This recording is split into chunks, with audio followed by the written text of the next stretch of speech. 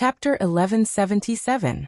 Zaemin Rokuro's 7 kills of ghosts and gods had been famous back then. It was said that no matter what enemy he encountered, he would behead them within 7 steps. Now that they saw him again, the oppressive feeling of killing people like flies was indeed suffocating. If it wasn't for the fact that the average strength of Wang Zhen and the other two was above average.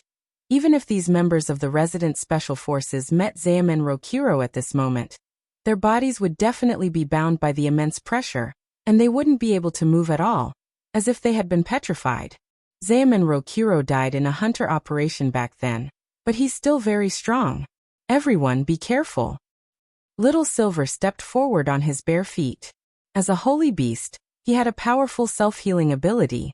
Even if his head was severed, he could instantly restore it as long as it was immediately reattached. It was said that Zaemin Rokuro's 7 kills technique was world-shaking, but Little Silver believed that the other party definitely wouldn't be able to kill him. No matter how strong his 7 kills technique was, his self-healing ability wasn't bad. However, when Zaemin Rokuro saw Little Silver step forward barefoot, he subconsciously took a step back. He put his hand on his katana, and although he was blindfolded, his movements were still precise and elegant. I'm afraid it's not fair for you to fight 3 against 1. Unexpectedly, as a dark network criminal originally from Sun Island, Zaemin Rokuro's Mandarin was surprisingly good, and there was even a hint of a capital accent. Don't worry, we'll fight one-on-one. If I lose, we'll leave right away. Little Silver's expression was very confident. He believed that Zaemin Rokuro wasn't his match. Furthermore, Zaemin Rokuro was already on the verge of death, and shouldn't have appeared in the present world. Welcoming hell was his only way out. No, the 3 of you. It's not fair to begin with. I should be the one to choose my opponent. Zaemin Rokuro's eyes were covered with a red cloth, and his hoarse voice sounded very harsh. Little Silver didn't understand why Zaemin Rokuro refused to challenge him, so he sighed. Then tell me, who will you choose? Zaemin Rokuro lowered his head, and a few drops of cold sweat trickled down his forehead. In fact, his 7 kills technique of ghosts and gods wasn't a sword technique, but an ability to sense and calculate. He was able to measure the combat strength of the other party, and calculate how many strikes the other party would have to endure before he could completely kill them. In fact, he was not blind. The reason why he chose to cover his eyes was to improve his perception, and avoid being affected by visual disturbances. High-level swordsmen could only rely on their hearing to fight with others. This was because when they closed their eyes and lost their sight, their energy would become more focused, and the accuracy and explosive power of their swords would also improve along with the improvement of their spiritual power. Zaemin Rokuro had used the famous 7 killing arts of ghosts and gods to predict many enemies, and he deliberately chose those who he predicted would be killed within 7 strikes to create a terrifying atmosphere of killing people with 7 strikes. If he couldn't kill the enemy within 7 strikes, Zaemin Rokuro would subconsciously choose to avoid the battle. His reputation was still very important. He had said that he would need 7 sure-kill swords, so he had to have 7 sure-kill swords. Even one more would have a huge impact on his character. Even though Zaemin Rokuro was resurrected by the person behind the scenes after his death, as a dead person, he still paid attention to his character. He had said that he would kill someone in 7 moves, not 1 more. Thus, when Zaemin Rokuro had received the order from the person behind the scenes to stand guard at the mouth of the stalactite cave, he had been thinking about how to shock the world with his 7 killing arts of ghosts and gods. He had been thinking about a grand plan to revive the country when Little Silver, Wang Zhen and Loopy Toad had come knocking on his door. Zaemin Rokuro took a deep breath and stroked his katana. He realized that his opportunity had come. However, when Little Silver stepped forward to fight him, a number instantly flashed through Zaemin Rokuro's mind. +823192391 strikes, Zaemin Rokuro. He actually had to slash out more than 800 million times in a row before he could kill the young man in front of him. Where on earth did this young man come from? More than 800 million strikes was an impossible task. Even if the other party stood motionless in front of him and let him slash at him, he wouldn't be able to finish it in a short time. This was too far from his goal of killing someone with 7 strikes. Zaemin Rokuro even suspected that there might be something wrong with his prediction. So he raised an objection. He asked for someone else to fight him. Then he turned his gaze to Wang Zhen. In the end, the number that flashed through Wang Zhen's mind was even longer than Little Silver's. He would need to slash out more than 1,000,000,000 times in order to kill Wang Zhen. Zeamin Rokuro took a deep breath. He now suspected that there was something seriously wrong with his brain. Logically speaking, he already wasn't weak. At the very least, he was more than a match for these Special Forces members outside. But the numbers shown in both predictions were extremely abnormal. Zeamin Rokuro couldn't help breaking out in a cold sweat. Then he pinned his last hope on a young man with a head full of green hair. In the end, Loopy Toad also showed a lot of numbers, although it also showed that it would take more than 700 million strikes to kill Loopy Toad. Zeamin Rokuro was already certain that Loopy Toad was the weakest of the three. Furthermore, there had to be something wrong with his Ghost God 7 kills technique. Zeamin Rokuro suspected that he had been dead for too long, and had forgotten to add a decimal point to the Ghost God 7 kills technique, which was why the numbers in front of him were so frightening. The main thing was that these three people looked ordinary, and didn't give off the slightest bit of aura. They didn't look like very powerful opponents. Zeamin Rokuro was even more certain that his prediction had been wrong. If it was a problem of the decimal point not being added, then of the three people in front of him, only Loopy Toad had 700 million strikes, plus the decimal point, minus the 100 million. It was only 7 strikes. Thus, with this psychological comfort, Zeamin Rokuro heaved a sigh of relief. He swiftly put his hand on his katana and strode forward, nimbly sidestepping to stab at Loopy Toad with his sword. Loopy Toad hadn't expected Zeamin Rokuro to directly choose it as his opponent, but it had long been on guard. With this strike, Zeamin Rokuro moved 3 steps in total. That was to say, if he moved 4 more steps, he would be fatally wounded? All of a sudden, Loopy Toad actually felt a little excited. It seemed that it had been a very long time since it had been injured since it had become a dog. Furthermore, as it gradually got used to the comfortable life on Earth, it felt nostalgic for those years when it had fought with the demon race. Fighting Zeamin Rokuro now made Loopy Toad instantly recall things from a long time ago. In its days, Zeamin Rokuro had already moved to the 7th step. Brother Dog, watch out. As soon as Wang Zhen's voice fell, Zeamin Rokuro's katana ruthlessly chopped down at Loopy Toad's dog head. The next moment, bang! Something broke on the spot, but it wasn't Loopy Toad's head that broke. It was Zeamin Rokuro's katana. Instead, it was Zeamin Rokuro's katana. Chapter 1178. Zeamin Rokuro was extremely confident in this slash. His samurai sword was called Ghost Steel, which was made of abyss cold iron from the Howling Abyss, and was indestructible. If his 7 kills technique had really misjudged, he could have definitely cut off Loopy Toad's head. But as it turned out, he had made an obvious mistake in his prediction. The power of this slash wasn't of much use to Loopy Toad. It didn't even feel the slightest bit of pain. Its green hair fluttered in the wind as the sword chi cut through the air.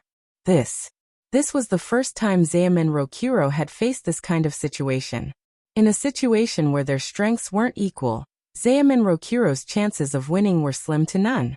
Now that Wang Zhen and the other two had the power of Shadow Dao, this slash naturally couldn't cause them any harm. Not only that, Zeamin Rokuro had to pay with his Ghost Steel sword. My Ghost Steel. My incomparably sharp sword that can cut through iron like mud, with a sharp head and a hilt that I can give to my girlfriend. Zeamin Rokuro cried his heart out when the Ghost Steel sword was cut in half.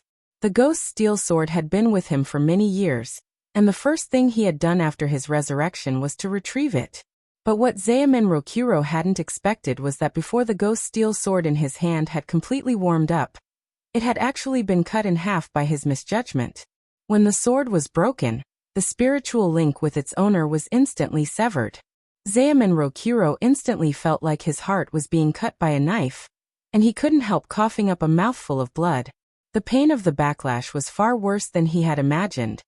It was a kind of pain that stemmed from the soul. When the pain started, you wouldn't even be able to find any wounds. You would only feel the chi and blood in your body churn, and you would have a splitting headache. There's no way you can beat my master. After saying that, Zeamen Rokuro stabbed the remaining half of the ghost steel sword into his abdomen. After confirming his death, his body fell apart and turned into a puddle of black light particles that drifted away in the wind. Had he actually chosen suicide? Wang Zhen pinched his chin as he pondered what had happened.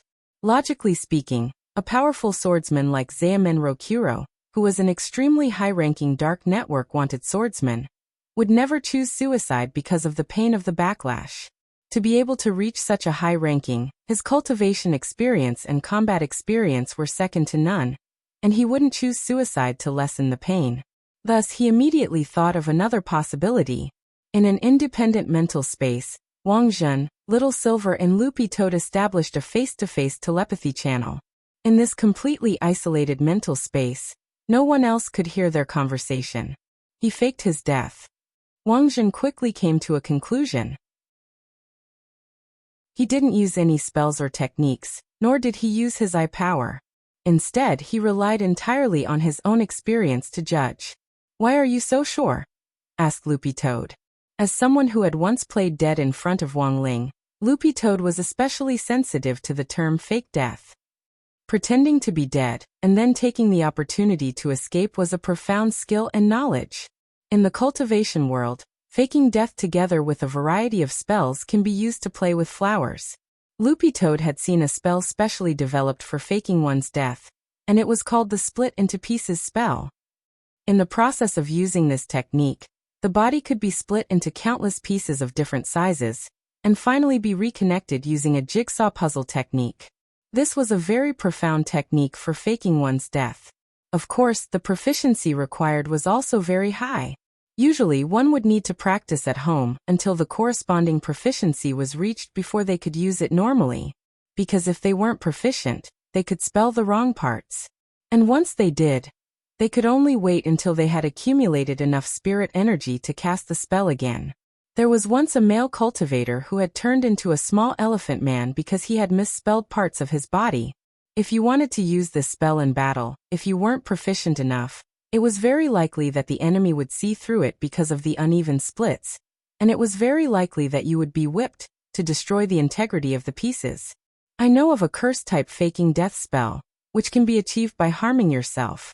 These people used the method of suicide to add their remaining soul power to a specific person. And this specific person must be a blood relative.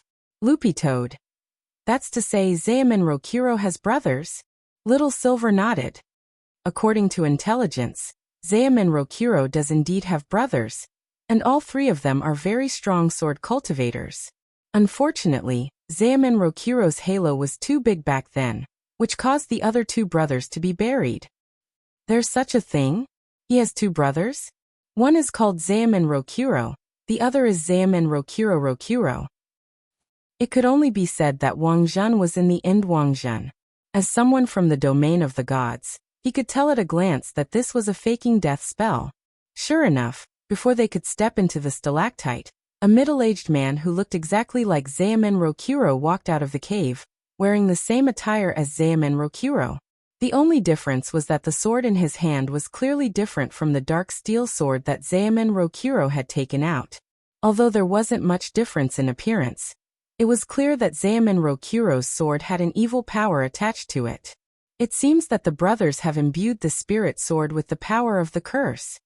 Wang Zhen took a deep breath. Since he had already confirmed that Zeamen Rokuro had two other brothers, it was likely that this situation had been planned in advance.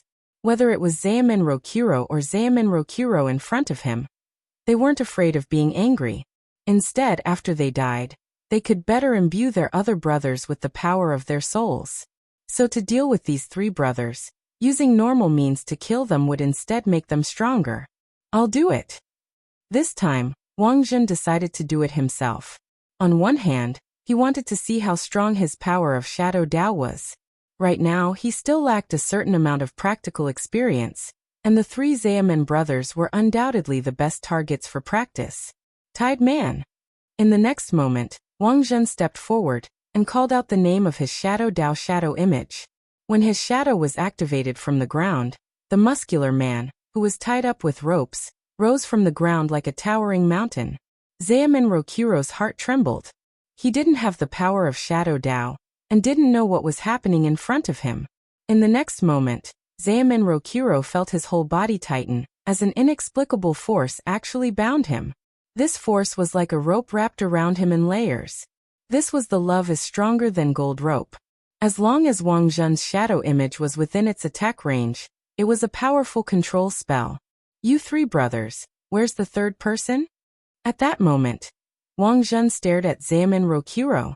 He could actually use the power of shadow image better than he had imagined. As expected of Ling Zhenren's little sister's power, these brother and sister were both geniuses. Chapter 1179. It was Monday, November 17th, the third day of the National Cultivation School Body Technique Competition. At dawn on Fire Peak, when the first rays of the sun shone on Wang Ling's face, it perfectly outlined the contours of his handsome profile. Although Wang Ling had already tried his best to reshape his face, so that his looks were average, a person's temperament wouldn't change because of this. Wang Ling turned his gaze to Round Peak as he observed the movements of Wang Zhen, Little Silver and Loopy Toad's three-person team. Judging from their battle strength, Wang Ling felt that with Shadow Dao activated, the three of them wouldn't be at a disadvantage. But Wang Ling had a bad feeling about this. A large part of the reason why he had chosen to have Wang Zhen act on his behalf to draw out the person behind the scenes was because he couldn't sense his aura. This was something that had never happened before. Wang Ling didn't think that there was anything wrong with him, as he still had terrifying and uncontrollable power. However, this unknown person behind the scenes had a strange origin that Wang Ling had never heard of before. But for Wang Ling, this wasn't the only trouble in front of him. Early in the morning, Wang Ling stood on the cliff and observed Wang Zhen's movements. This action immediately sparked a discussion among number 60 High's Wang Ling Concern Group and his fan club. What's Wang Ling thinking? He looks uneasy. As a good brother, Hirogwa was actually very concerned about Wang Ling's movements. To be honest, this was the first time he had seen Wang Ling so anxious. This guy is usually very calm during exams. I've never seen him look like this before. Super Chen thought of how Wang Ling had always been calm and composed when he did the questions and got an average score in the past.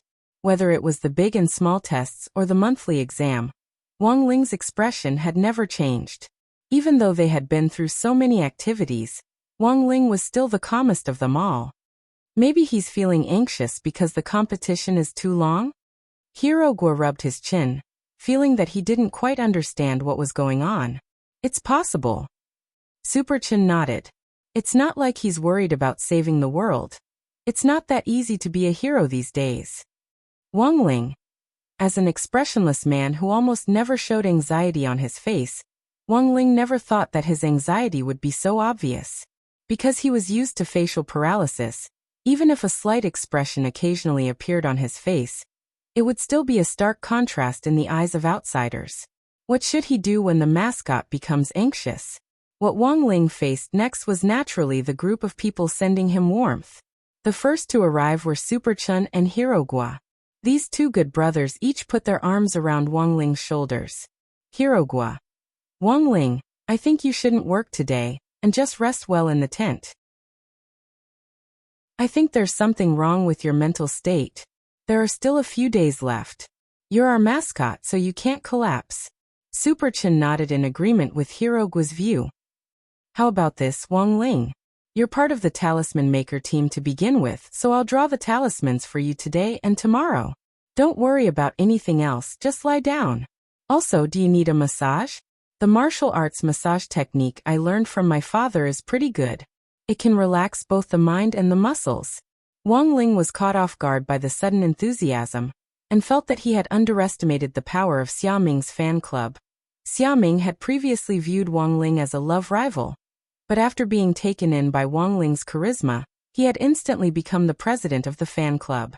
As the president, Xiaoming naturally came to personally express his concern for Wang Ling. Student Wang Ling, are you feeling unwell? I've already asked student Lotus Sun to refine a Dahuan pill with the pill-making machine. It's said that it can nourish the yin and kidney, and can regulate your breathing. You can eat one and stay up all night. The most important thing is that it can also strengthen your body and improve your immune system, and effectively kill that troublesome coronavirus. After Xiaoming's concern was over, the girls in number 60 High's camp weren't idle either.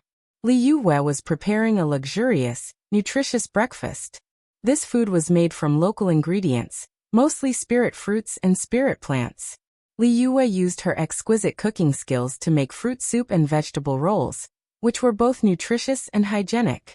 Of course, there were also a few boys who suggested eating meat. However, eating wild game was actually not recommended nowadays. In addition, many of the spirit beasts on Nine Dragon Mountain were protective spirit beasts.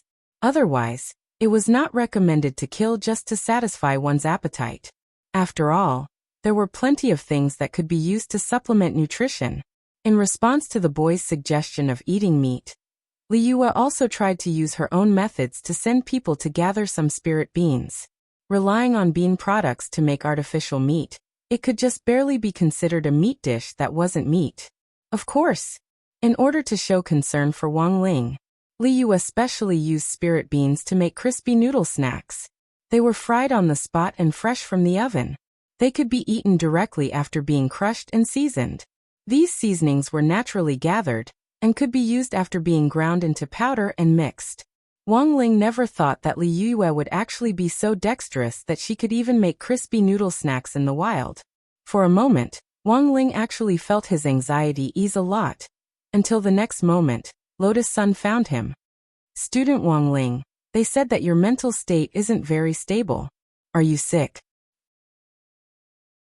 Lotus Sun stepped forward and touched Wang Ling's forehead to confirm that he didn't have a fever. The flu had been prevalent these days, and it would definitely be troublesome if he really did fall ill with a fever in the wild. Fortunately, however, she was about to refine the Dahuan pill. It wasn't too difficult to use the pill-making machine that her family had specially built. "Student Lotus Sun, did you see anything?" At that moment, Lu Qingyi stepped forward and asked. She actually knew that Wang Ling was completely fine. This was Ling Zhenren. How could there be a problem? But the reason why Lu Qingyi had chosen to make a move at that moment was actually to return Lotus Sun's favor from last night, so she decided to come out and assist. "Tell me, is it because the boys' tents are too messy? Our girls' tents have so many of them. Maybe someone infected Wang Ling. I think Nan Yixio coughed a lot last night." Cough. The corners of Wang Ling's mouth twitched. Nan Yixio hadn't coughed a lot. That was because he had been a lookout for some boys who had been peeking at the girls, but it was said that because it was too dark, they hadn't seen anything. Wang Ling had thought that Lu Qingyi had come out to save him, but in the end, he was stunned to realize that the other party had completely sold him out. When Lotus Sun heard Lu Qingyi's words, she actually felt that they made a lot of sense. She looked at Wang Ling and asked with a flushed face, "Student Wang Ling, do you want to sleep with us tonight?" "With us tonight?" At that moment, Wang Ling's mind was completely blank. In the face of everyone's sincere concern, Wang Ling absent-mindedly realized perhaps this was the real crisis. And so, instead of easing his anxiety, Wang Ling felt that he was even more anxious. "Sleep together?" Lu Qingyi shrieked in alarm. She had just assisted, but hadn't expected Lotus Sun to actually be so bold. Lotus Sun's face was completely red as she stamped her foot anxiously. "What? I just wanted to say, do you want to switch tents with us?" Chapter 1180. Everyone's concern made Wang Ling feel uncomfortable, and the strength of Xiaoming's fan club was also beyond his expectations. Wang Ling never thought that he would really become everyone's favorite mascot, and one that looked very weak and needed to be protected at all times. As the leader of Wang Ling's fan club, student Xiaoming took on the responsibility of interviewing everyone as to why Wang Ling had become so popular in such a short period of time. "Why do you think classmate Wang Ling needs protection?" Xiaoming randomly conducted interviews in the camp. The data from this interview would allow him to better fulfill his role as leader. Nan Yixio, who was the first to be questioned, had a surprised expression on his face. "If the mascot doesn't need to be protected like a vase, don't tell me you want the mascot to be the vanguard?" Nan Yixio had only decided to join the fan club after Wang Ling had brought Wang Jin back. As far as he knew, Wang Ling was the weakest person in the whole of number 60 high school. which was why he was the school mascot. But after Wang Zhen went missing, this weakest mascot had actually gone out to look for him, and even brought him back. This made Nan Ishio, the captain of South Sea Sky High, feel too ashamed to show his face. After careful consideration, Nan Ishio excitedly grabbed Xiaoming's hand and said, "As a mascot, classmate Wang Ling is really very courageous." Courageous. Xiaoming really agreed with this point. When he and Wang Ling had been at loggerheads back then, he had challenged Wang Ling in front of so many people for Lotus Sun. In the end, not only had Wang Ling not backed down, he had even taken the initiative to accept the challenge after school. He was indeed a very courageous person. Apart from Nan Ishio, the others also gave their own answers to the question of why Wang Ling needed protection. Xiaoming, as Wang Ling's closest classmates, why did you join the fan club? Superchen, Wang Ling. The main reason I joined the fan club was because you promised to copy my homework every day after school started. Xiaoming, can you not be so honest? Superchen sighed helplessly.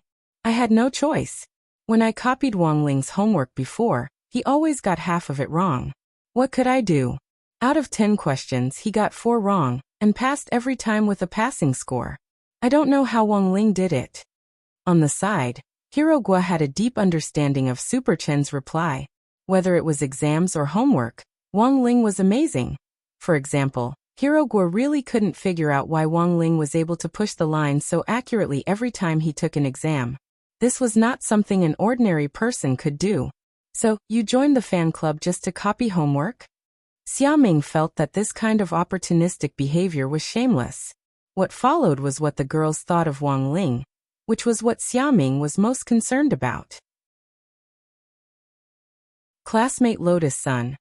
Why do you think classmate Wang Ling inspires such a strong desire to protect others? Among the girls, the first person Xiaoming asked was Lotus Sunday. As his and Wang Ling's mutual target back then, Xiaoming was very concerned about her true thoughts. Faced with the interview, Lotus Sun's expression was especially relaxed. I just think classmate Wang Ling is very cute. Xiaoming instantly felt like he had been dealt a critical blow. Cute? Was that a word used to describe a man? Xiaoming suddenly felt a little sour. This wasn't just an era of scientific cultivation, but also an era of rampant lemon people. Their army of lemon people would use all kinds of bottom-line methods to attack you and make all kinds of sarcasm. Xiaoming really wanted to ask, wasn't he cute? But in the face of certain defeat, Xiaoming felt that he didn't have the slightest chance of winning. Because even from a boy's point of view, he had to admit that Wang Ling was indeed a little interesting. But as a boy with a normal orientation, Xiaoming didn't have any superfluous thoughts about Wang Ling. He now only had admiration for him. Classmate Wang Ling is certainly cute, but is everyone so protective of him just because he's cute? As the leader of the fan club, Xiaoming hoped to dig deeper. Compared with Wang Ling's cuteness, he actually admired Wang Ling's charisma more. Lotus Sun. Isn't being cute enough? There are so few cute boys nowadays. Look at classmate Wang Ling's dead fish eyes, they're round and cute. And look at your double eyelids. Every time I see them, I think you're still sleepy. Xiaoming. At that moment, Li Yue on the side also chimed in. Also, have you noticed that classmate Wang Ling is especially keen on crispy noodle snacks?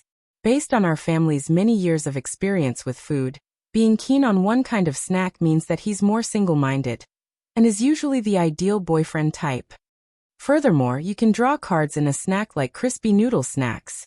If a man is so interested in the lottery, it means that he's saving money. Also, crispy noodle snacks lottery is mostly for collecting cards, which symbolizes a kind of persistent spirit. If he wins the lottery, it also means that he's lucky. When all was said and done, Li Yue and Lotus Sun high-fived each other, and said almost in unison, nowadays, who doesn't want to have a cute, single-minded, persistent and lucky boyfriend? At this point in the interview, Xiaoming felt like he had suffered a 10,000-ton blow. F***K. He couldn't do this interview anymore. On the other side, Wang Zhen and the others had already entered the stalactite cave without a hitch. Wang Zhen's binding man tied up Chimin Qilong tightly, because Chimin Qilong was already under control. Their third brother, Chimin Qilong, wasn't affected by the power of the curse. I will never betray my brother. Even if you torture me, I won't say a word. Because of Wang Zhen's shadow-binding man, the possibility of Chimin Qilong committing suicide to perpetuate the curse was eliminated. Chimin Qilong wasn't afraid of death, because he was well aware that his death would make his third brother stronger.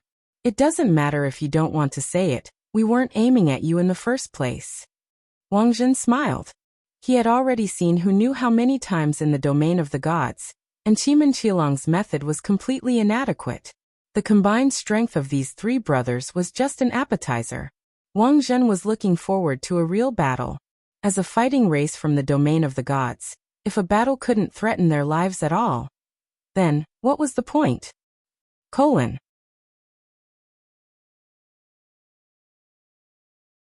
Chapter 1181. The red stalactite cave that old Huang guarded was divided into 5 areas. After getting rid of the Menshir brothers, Wang Zhen, Little Silver and Loopy Toad entered the inner stalactite cave without a hitch. The cave was very humid, and water constantly dripped down from the stone pillars above. The water droplets exploded on Loopy Toad's head of green hair, and icy cold air seeped into its body, making its hair stand on end. This stalactite cave had been around for thousands of years. Stalactites were everywhere inside, and they exuded an immortal aura. Some hung upside down like jade dragon teeth from the top to the ground, while others hung in the air like clouds and rain, creating surging white waves that couldn't help marveling at them. Although this place was beautiful, it couldn't be lived in for long. The cold air of a 1,000-year-old stalactite cave would fill a person with yin qi. Unless they used an extreme yang technique to help them, they would definitely get all kinds of rheumatic diseases in the long run. I saw old Huang from afar before, and he definitely doesn't cultivate an extreme yang technique. Deep in the stalactite cave, Wang Zhen's suspicions about old Huang deepened.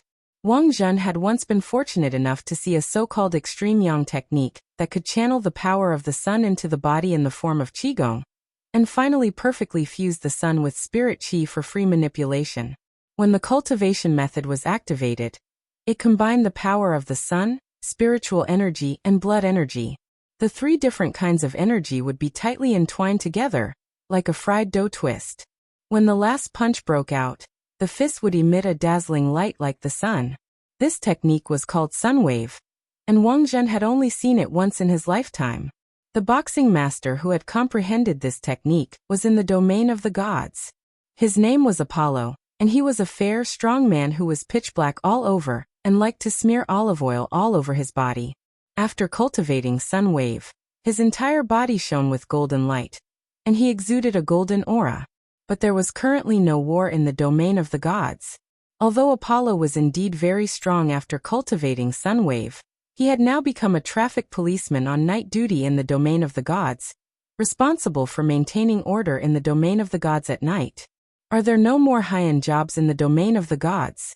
Yes. Apollo also works part-time as a rechargeable battery holder. I'll introduce you to him when I get the chance.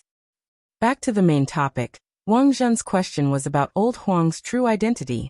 It was unrealistic to live in such a place of extreme yin for a long time without an extreme yang cultivation technique. Little Silver and Loopy Toad both had incredulous expressions on their faces when they heard this news in the chat channel. Are you saying that the Elder Huang in the command center is fake? It's just a guess because I don't have any concrete evidence.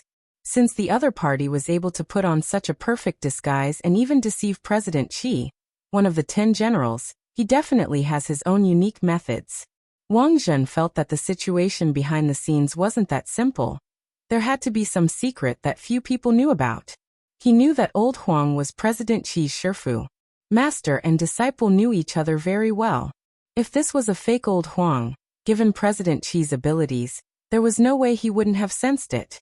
The deeper Wang Zhen investigated this matter, the more he felt that there was something strange and sinister about the whole thing. A mysterious person behind the scenes who had yet to show his face, and a fake old Huang whom even President Qi, his own disciple, couldn't verify. How many more tricks did he have up his sleeves? After probing the entire stalactite cave with his perception ability, Wang Zhen abruptly felt a huge shock to his mind. In the fourth and fifth sections of the stalactite cave, he could clearly sense that his perception was blocked by a mysterious and unfathomable force. His spiritual see instantly fell into a pitch-black darkness, and for a moment he couldn't see anything. I never thought you would actually be able to make it here.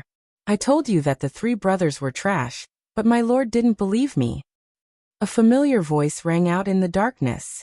It was a feminine woman's voice, and there was a hint of ruthlessness in it.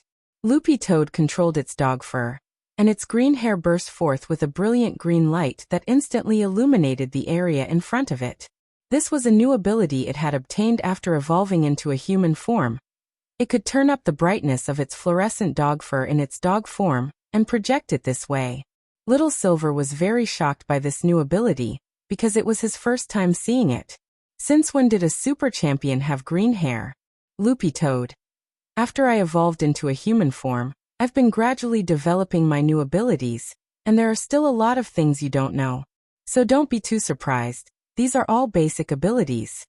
Little Silver and Wang Zhen. Under the illumination of Loopy Toad's green light, everyone could finally clearly see the appearance of the person in the darkness. It was a well-proportioned woman with long, elegant hair, slender eyes, and a straight nose. She wore a black and red corset and had thick makeup on her face. When Loopy Toad saw this person for the first time, it felt that she looked a little familiar. But when its gaze shifted to the woman's chest, it couldn't take its eyes off her. This is 36D. The reason why it was so familiar with this size wasn't because Loopy Toad had started to develop an interest in human women. The main reason was that it had an indissoluble bond with this 36D, Shadow Stream. Loopy Toad stared at the woman in front of it and made its own guess. At the same time, its eyes were extremely vigilant. The master of Shadow Stream had probably already been captured and was being held on high alert by Warden Liang in Songhai First Prison.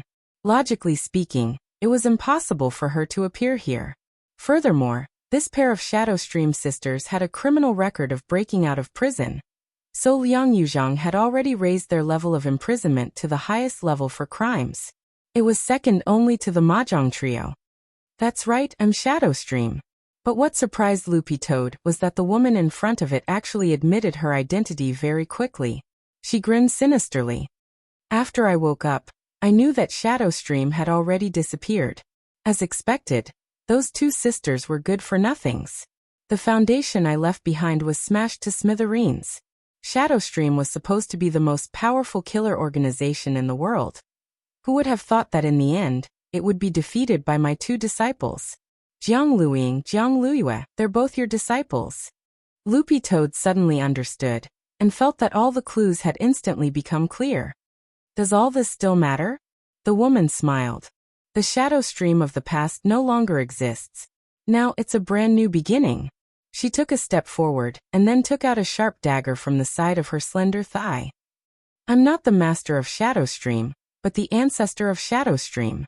The legendary third epic level killer on the list of killers.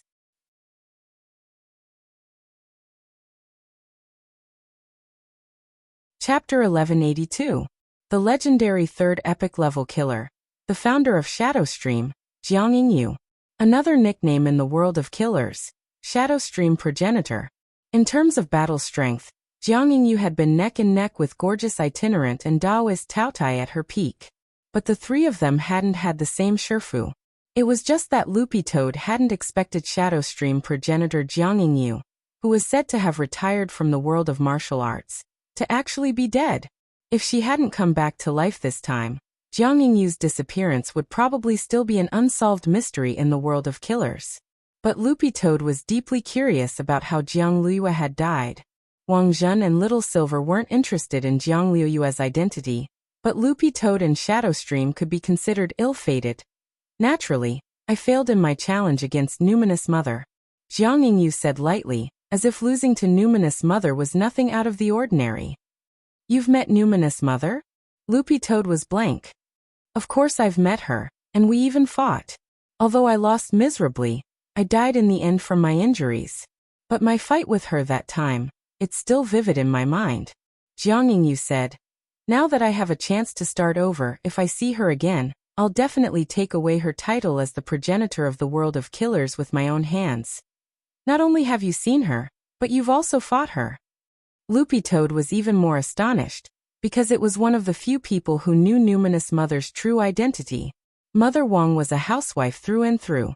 If she had run into a lunatic like Jiang Yingyu on the road, how could she have fought back?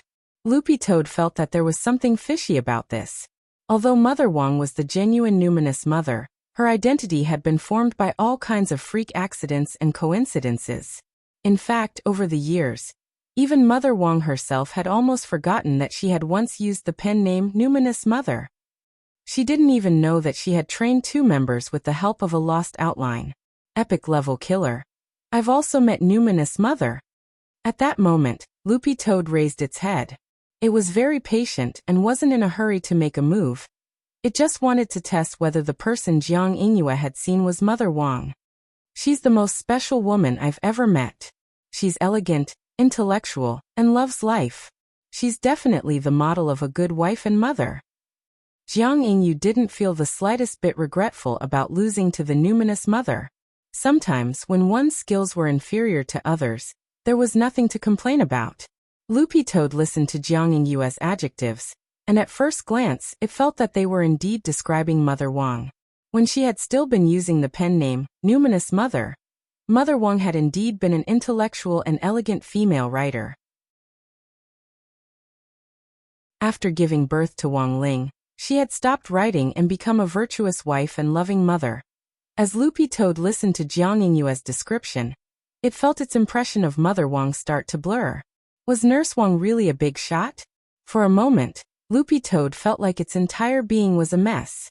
It had lived in the Wang family's small villa for so many days, and had never noticed anything unusual about Mother Wang.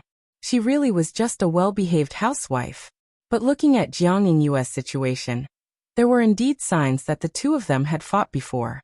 Jiang Yingyue looked Loopy Toad up and down. The first thing she had done after her resurrection had been to find out about Shadowstream's development in recent years. In the end, she had learned from the news that Shadowstream's attack on number 60 High had failed, and the entire organization had been wiped out. In the span of a month, the organization she had painstakingly planned had fallen apart in an instant. Jiang Yingyu's heart instantly broke down. After investigating, Jiang Yingyue realized that the key reason for Shadowstream's failure was that it had been too indecisive, as well as a lack of combat experience. Thus, Jiang Yingyue had specially formulated a new plan. It was called. She had meticulously drawn up a grand blueprint for Shadowstream's future development, and had sorted out the targets for revenge. And Loopy Toad was impressively on Jiang Yingyu's list of revenge targets. I remember there was a green-furred dog in my revenge plan. At that moment, Jiang Yingyue turned her gaze to Loopy Toad. Her slender eyes narrowed into slits, and there was a hint of craftiness in them. It could only be said that the progenitor of Shadowstream was in the end the progenitor of Shadowstream. Even though Loopy Toad had already successfully cultivated a human form, she could still tell at a glance that its true form was in fact a green-furred Akita. There were a lot of Akitas who had awakened spiritual intelligence these days, but how many of them were green-furred? Jiang Yingyue was almost instantly able to discern Loopy Toad's true identity. She didn't use any eye power or magic treasure to identify it, but purely relied on her combat experience as the progenitor of Shadowstream. She wasn't weaker than gorgeous itinerant or Taoist Taotai to begin with. But Jiang Yingyue still felt that Loopy Toad's appearance was a little inconceivable. I didn't find you. You actually saw Numinous Mother. And you actually survived? Before our duel, Numinous Mother signed a life and death contract with me. If we unfortunately died during the fight, no one was allowed to make trouble for the other. She told me that anyone who had seen her true form would definitely die. After saying this, Jiang Yingyue looked at Loopy Toad with an even stranger expression. You actually saw Numinous Mother and survived? Loopy Toad. He wasn't. He hadn't. During the time he had been living in the Wang family's small villa, he and Mother Wang had been seeing each other every day. Mother Wang hadn't said that she would kill him just because he had seen her true form. At that moment, Loopy Toad truly felt that there might be some kind of deep misunderstanding here. It was clear that this kind of misunderstanding couldn't be cleared up in a short time. Jiang Yingyue had lost to Numinous Mother back then, and after her resurrection, her greatest hope had been to sum up her experience from her previous defeat and fight Numinous Mother again. But now, in Jiang Yingyue's view, this wish could no longer be fully realized. The Numinous Mother said that anyone who saw her must die. This dog had seen the Numinous Mother, yet survived. Did that mean that? Did that mean that this green-furred dog had killed Numinous Mother? After sorting out her thoughts, Jiang Yingyue stared at Loopy Toad again, and at the same time, there was a gloomy look on her face. You killed Numinous Mother? Loopy Toad? Question mark. Jiang Yingyue. Since you killed Numinous Mother, that means that you're stronger than her. As long as this Venerable One kills you, this Venerable One will be able to prove that this Venerable One is the ancestor of the world's #1 assassins. I think there might be some misunderstanding here. Loopy Toad hurriedly tried to dissuade her. It wasn't that it was afraid. It just felt that things weren't completely clear yet. But how could Jiang Yingyue be willing to give it the chance? In the next moment, the woman in front of it formed a magic seal with her hands, and her entire body split into dozens of shadows which surrounded Loopy Toad. Multiple clone technique. Loopy Toad's eyes suddenly turned vigilant. This woman wasn't joking, she was serious.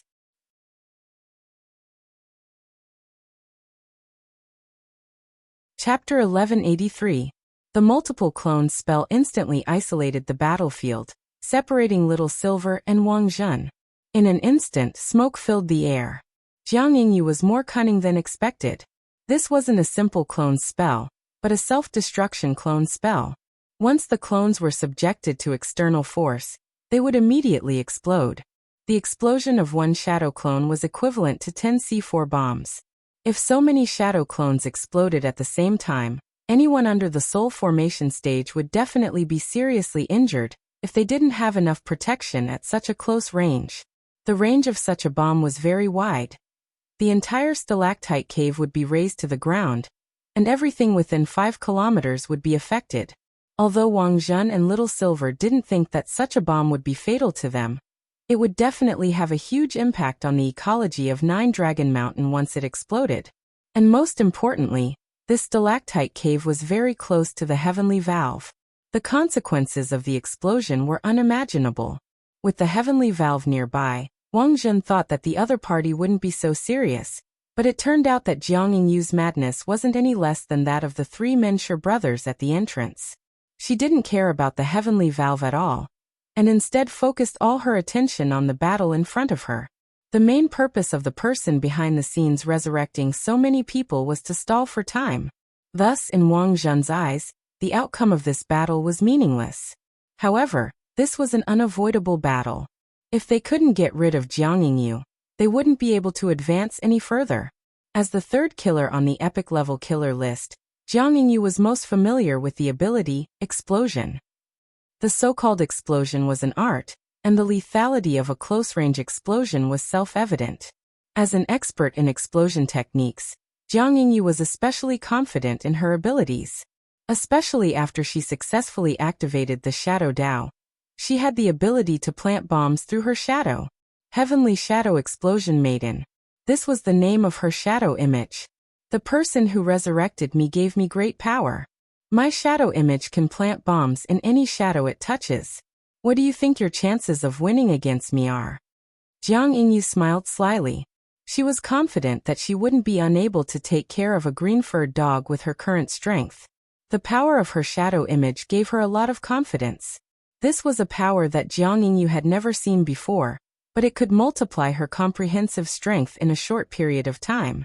If she had this ability back then, and Numinous Mother encountered her, the result would be 100% that she would be blown to death by her. But now, the Numinous Mother had already been killed by this green-furred dog in front of her.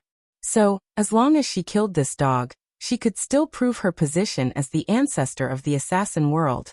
Thinking of this, Jiang Yingyue's eyes gradually became excited. Her shadow image was that of a scholarly young girl wearing a dazzling purple Lolita dress. At the same time, she was holding an umbrella with a time scale on it. This was the true form of the Shadow Explosion Goddess. As long as one was covered by the umbrella in her hand, the shadow would immediately become a time bomb. This was a very tricky shadow image ability. At least in Loopy Toad's view, it was far more powerful than the three Mensher brothers guarding the door. With my shadow explosion goddess here, you have no chance of winning at all. Jiang Yingyue raised her hand and started to manipulate Shadow Explosion Goddess to capture Loopy Toad's shadow image. Loopy Toad's figure could only jump around as they clashed, and for a moment, it seemed like Jiang Yingyue had complete control of the situation. No. I have to think of something. If this goes on, Loopy Toad's shadow will be captured sooner or later. Little Silver wasn't optimistic about the current situation. The Shadow Explosion Goddess moved far faster than he could imagine. Once Loopy Toad was caught, death was just a countdown. Loopy Toad hadn't truly become a holy beast yet. Its self-healing ability was far weaker than a holy beast's. Once it was blown to pieces, unless Ling Jinren personally took action, there was absolutely no way it could be restored. Wait a little longer. Compared with Little Silver, Wang Zhen was a lot calmer. He had seen too many battles like this. Until the last moment, the outcome of any battle couldn't be determined. Loopy Toad looked like it was at a disadvantage, but Wang Zhen could in fact see that it was looking for the right way to deal with the situation. Do you think you still have a chance of winning? I don't even care about the numinous mother from back then, let alone a mere green-furred dog like you? Jiang Yingyue's smile was extremely confident as she manipulated her shadow image to attack Loopy Toad without the slightest scruple.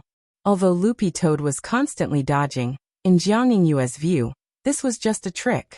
Because these 1,000-year-old stalactites in the cave had absorbed natural spirit energy, the environment here had a natural fluorescent effect, and any living creature that set foot here would inevitably have a shadow cast on them. In other words, this was what Jiang Yingyue thought was the best place to attack. As long as she could project a shadow, she would always have an advantage. Numinous Mother, you can't touch her, Loopy Toad said earnestly to Jiang Yingyue. Mother Wang's status in the Wang family was unimaginably high. If Jiang Yingyue really was blind enough to dare lay a hand on her, forget about Father Wang. Even Wang Ling would personally go to battle and skin Jiang Yingyue alive.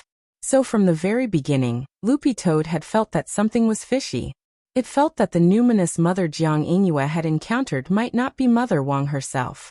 Nowadays, there were plenty of swindlers who pretended to be popular celebrities, and the chances of encountering a swindler were very high.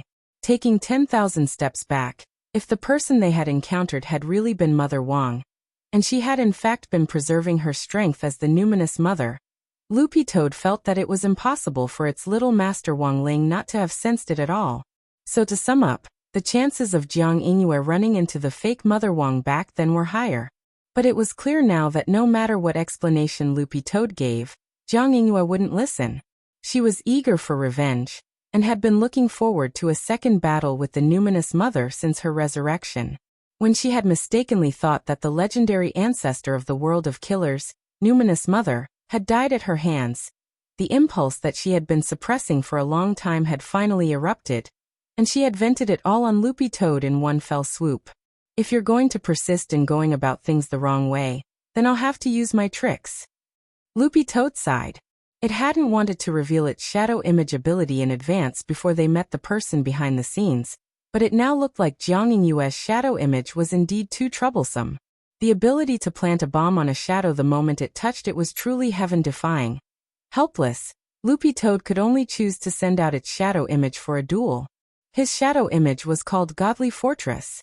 It was an ability that could instantly form a defensive rampart and turn its shadow into a castle. A mere bomb. It was an indestructible castle.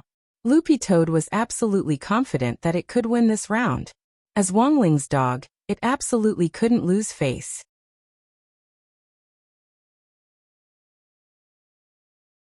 Chapter 1184. The huge shadow image was in the shape of a steel toad.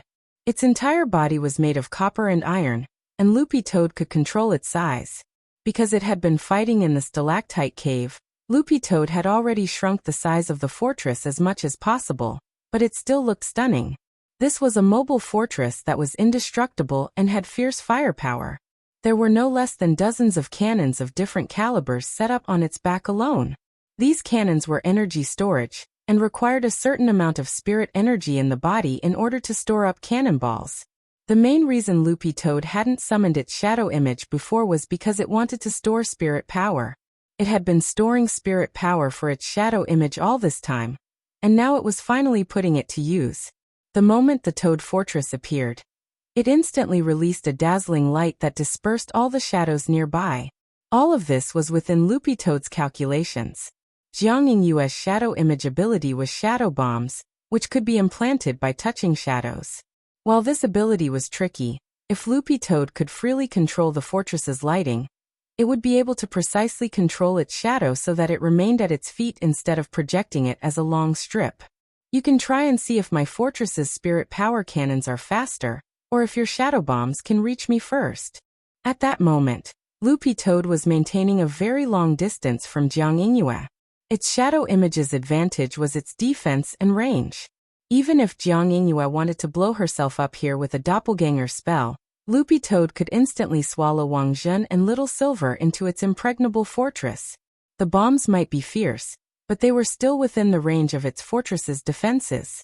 Even if Loopy Toad was injured, as long as Little Silver gave it a few drops of Holy Beast blood, it would be instantly healed. You want to use cannons on me in this terrain? I'm afraid that won't be good for you. Jiang Yingyue frowned slightly. The green-furred dog in front of her was more difficult to deal with than she had imagined. What surprised Jiang Yingyue even more was that Loopy Toad actually also possessed the power of Shadow Dao. The situation was becoming more and more interesting to Jiang Yingyue. I can use as many as 30 types of cannonballs, and naturally I have cannonballs specially designed for narrow terrain like this. Loopy Toad didn't want to explain too much. In its view, the outcome of this battle was already decided. His annihilation bomb had the ability to automatically track. When it touched an object that needed to be destroyed, it wouldn't cause a big explosion. Instead, it would produce a strong acid that could instantly melt a person into a pool of acid. But to be honest, Loopy Toad didn't want to kill Jiang Yingyue straight away. In Loopy Toad's view, Mother Wang's mystery hadn't been completely solved. If it killed Jiang Yingyue here, this matter would probably become an unsolved mystery in the future. Now, the most probable guess was that someone was using the identity of numinous Mother Wang Ma to swindle people everywhere, and Jiang Yingyue was one of the victims among the countless killers who had been deceived. Looks like you still haven't made up your mind to kill me. That is a taboo in battle. At this moment, Jiang Yingyue laughed evilly. She grinned, revealing her snow-white teeth. Her somewhat morbid face had a tinge of redness. The next moment, she moved swiftly. Loopy Toad would never be able to forget this scene, which was the desperate stance of someone who had given up everything. As the legendary third epic-level killer on the ranking list of killers, Jiang Yingyue's ability to seize opportunities was far superior to that of the twin sisters from Shadowstream. She was fierce and decisive, without the slightest hesitation. Wind and Thunder 9 kills. She threw the dagger in her hand, and in the few seconds it was in the air, she swiftly made a hand seal. In a split second, the dagger flashed with electricity, wind and thunder surged, and the deafening sound of thunder shook everyone's eardrums. All of this happened in the blink of an eye. Insignificant skill. Loopy Toad controlled the fortress to assume a defensive stance, and the dagger didn't pierce Loopy Toad's solid armor. Wind and Thunder 9 kills wasn't a very high-level assassination spell. And most importantly, Loopy Toad realized that the dagger Jiang Yingyue had used was of very poor quality. Not only hadn't it been able to pierce through the walls of his fortress, it had actually broken off at the outermost layer of the fortress defensive light membrane. You should be able to tell. Yes, this is indeed a very ordinary dagger, and it doesn't even have a sharpened edge. But as long as it's effective, even the most ordinary dagger is very deadly. Jiang Yingyue chuckled as she walked step by step in Loopy Toad's direction, as if she wasn't afraid of the threat of Loopy Toad's bombardment at all. It was only at that moment that Loopy Toad seemed to finally realize the crux of the problem. From the very beginning, Jiang Yingyue's Wind and Thunder 9 kills hadn't been meant to kill him. Jiang Yingyue hadn't even planned to kill him with this move. She was using the high-frequency electricity that the Wind and Thunder 9 kills could create in a short period of time to find an angle to control the shadow under his feet to lengthen. This might only take less than 3 seconds, but he had already unknowingly entered Jiang Yingyu's firing range.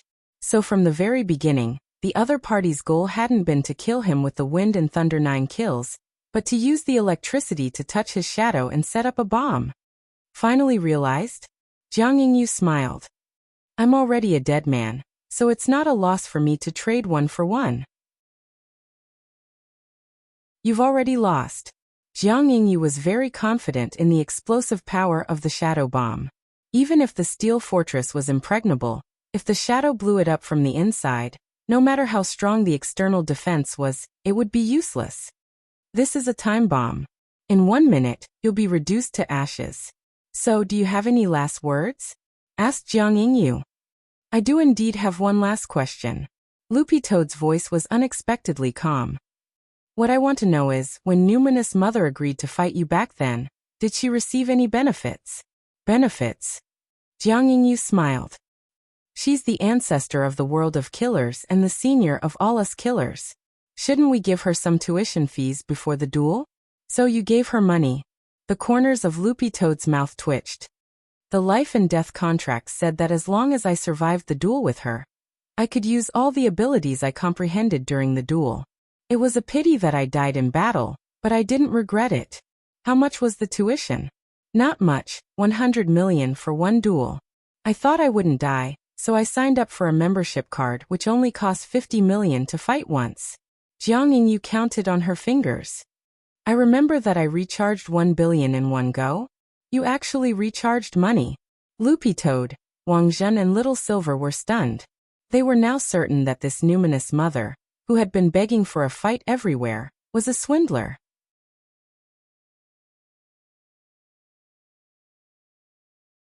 Chapter 1185. At this point, the truth had already come to light. Given Mother Wang's personality, there was no way she would swindle people, so someone had to be impersonating Numinous Mother.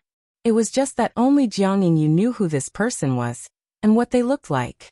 Loopy Toad hadn't expected that after accepting Little Master Ling's main mission, to eliminate the person behind the scenes, they would inadvertently receive a new side mission. Find the swindler who had been using Numinous Mother's identity all along to swindle people. This matter concerned Mother Wang's reputation, and judging from the imposter's behavior so far, the other party seemed to have a certain understanding of Mother Wang. If in the end, the other party decided to retire and transfer all the sins to Wang Ma, a powerless body refining stage cultivator, would definitely get herself killed. So to sum it up, Loopy Toad felt that Jiang Yingyu couldn't die. At the very least, before they found the imposter, Jiang Yingyu's knowledge of the imposter might be the best clue at hand. You look like you want to fight back? But you no longer have the chance. Jiang Yingyu stared at Loopy Toad as her shadow bomb entered its final countdown. Once the last 10 seconds were over, it would immediately explode. Using a low-level assassination spell like Wind and Thunder 9 kills to confuse the enemy's line of sight, was in fact using this brief flash of lightning to quickly adjust the position of the shadow, and then install the bomb. This kind of attack where the real and the fake interacted was one of the highest realms of battle. This kind of battle strategy often wasn't developed on the spot, but was achieved after a long period of accumulated experience. But at that moment, Loopy Toad laughed coldly. Your combat level is indeed very high. It's indeed very difficult to reach this level without the accumulation of hundreds of thousands of battles. But this king wants to say that while battle strategy is important, being able to predict the enemy's next move is even more important. You have 3 seconds left. Jiang Yingyu sighed in her heart. She hadn't expected the green-furred dog in front of her to actually be in the mood to give an explanation at a time like this. Was it trying to prove the law of immortality in battle? She counted down in her heart, as if she could already see the green-furred dog being blown to pieces by the bomb. Although the shadow bomb only blew up the shadow and wouldn't cause any damage to the surrounding environment. Once the shadow was broken, the body would immediately be torn to pieces. This was the frightening thing about her shadow bomb. It could silently take away a person's life. 3, 2, 1. As the countdown ended, Jiang Yingyu turned around. A true expert would never face an explosion head-on. However, after taking a few steps, she realized that something was not right. The familiar explosion did not come, and the green-furred dog in human form, and its companions were alive and well. They were not blown into pieces of flesh like she had imagined. Impossible. Jiang Yingyu turned around. Only now did she realize that she had been tricked. At some point, Loopy Toad, which had been in its human form, had suddenly turned into its dog form, and swiftly attacked her from behind like a green bolt of lightning. Jiang Yingyu still didn't know what was going on. She only saw the huge virtual body of a demon king appear behind Loopy Toad. And then her vision immediately went black. Suddenly he couldn't see anything. This was the sky-swallowing toad clan's swallowing and spitting spell, which was passed down through the generations. It could swallow anything into the space in its mouth. The shadow bomb was suddenly terrifying. It could be planted in the shadows. But if it was in an absolutely dark and enclosed space, where no shadow appeared, then it would be impossible to move. The shadow bomb's ability was almost like a decoration. Jiang Yingyu struggled in the darkness as she was swallowed into the space. This space was much larger than she had imagined, and there was no echo when she shouted, "Useless Junior! You've entered this king's space and you still want to escape?" Loopy Toad sneered. Little Master Ling had already strengthened its dog form swallowing and spitting spell. The swallowing and spitting spell space was extremely wide and impregnable. Once someone at Jiang Yingyu's realm was trapped inside, there was absolutely no way she could break free. The only thing Loopy Toad needed to pay attention to was that no light could penetrate the space inside, so that Jiang Yingyu wouldn't have a chance to use the shadow bomb. Loopy Toad had already predicted that given Jiang Yingyu's conceited personality, she would never stare at the bomb when it exploded. A lot of experts had the habit of turning their heads when they didn't see an explosion. Thus, Loopy Toad instantly seized the opportunity to directly pounce on Jiang Yingyu, turning the situation around and winning. "You're not a simple dog." Trapped in the space, Jiang Yingyu realized that she couldn't escape after struggling, so she gave up and decided to conserve her strength to look for another opportunity. In any case, this king is a demon king of the demon race. Now that I've turned from good to good and received some advice, I'm even stronger than before. Demon King. Jiang Yingyu was stupefied. To be honest, the spirit chi on Loopy Toad's body was too clean. She didn't sense the slightest bit of a demon king's demon chi on Loopy Toad. At that moment, she felt as if she had been swallowed by an artificial black hole. It was so dark that there was no light at all, and any light effects created by spells would be instantly and cleanly absorbed by this space. The difference was no more than a few microseconds. No matter what Jiang Yingyu did, there was no way she could set up a bomb to blow up this space. I have one more question. Although it had been declared a temporary failure, Jiang Yingyu was still unconvinced. How did you dodge my shadow bomb? Junior, you suddenly have a very good idea. But you don't seem to have noticed the shadow bomb's fatal flaw. Loopy Toad replied patiently. Fatal flaw? You can turn the shadow you touch into a bomb, but this kind of bomb has limitations. If the shadow changes in the meantime, your bomb will fail, Loopy Toad said. What you touched was my human-shaped shadow, and after I turned into a dog, my shadow immediately became different. As a result, your shadow bomb also failed, so it didn't cause me any harm, and there wasn't any explosion as you imagined. Reset. Jiang Yingyu hadn't expected this kind of thing to happen. That's right. You were tricked. But how did you know about this? Jiang Yingyu felt it was inconceivable. There are times when battle strategy is important, but any strategy is useless against a gambler. This king bet that your bomb won't work on me after I turn into a shadow. So this battle is my victory. Loopy Toad smiled confidently.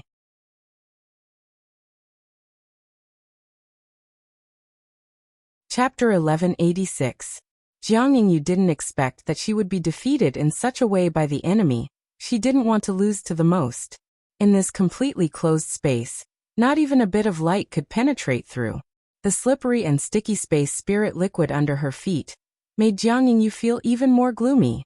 This king has taken you down, but you seem to be very unwilling? After swallowing Jiang Yingyu, Loopy Toad kept an eye on her reaction. It didn't doubt at all that she was plotting to escape the space.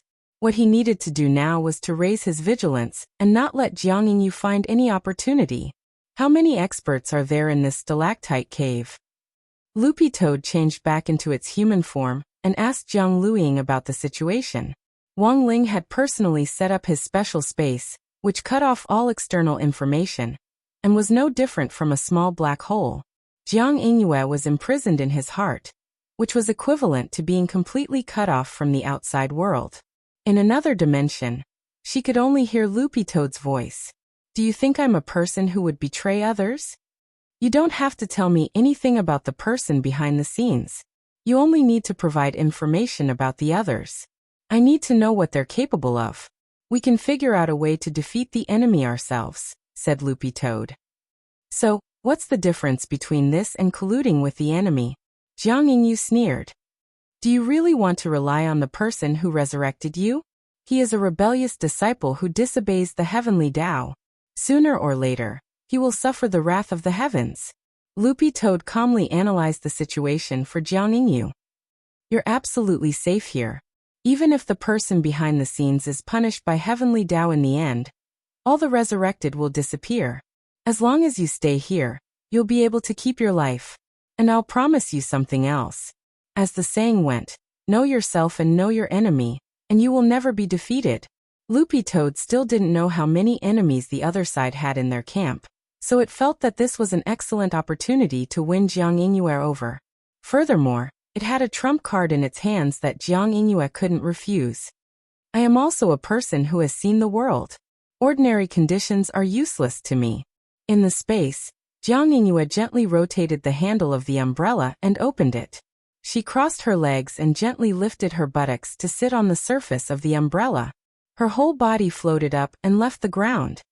If I said that the numinous mother you saw was fake, would you believe me? Loopy Toad continued at that moment. Fake. This was impossible.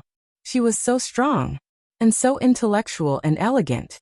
As you say, she was an intellectual and elegant woman. Do you think such a person would be addicted to material things? Are you obsessed with money? These words made Jiang Yingyu fall into deep thought. In fact, this matter was indeed a little strange. Collecting tuition fees was not in line with numinous mother's character.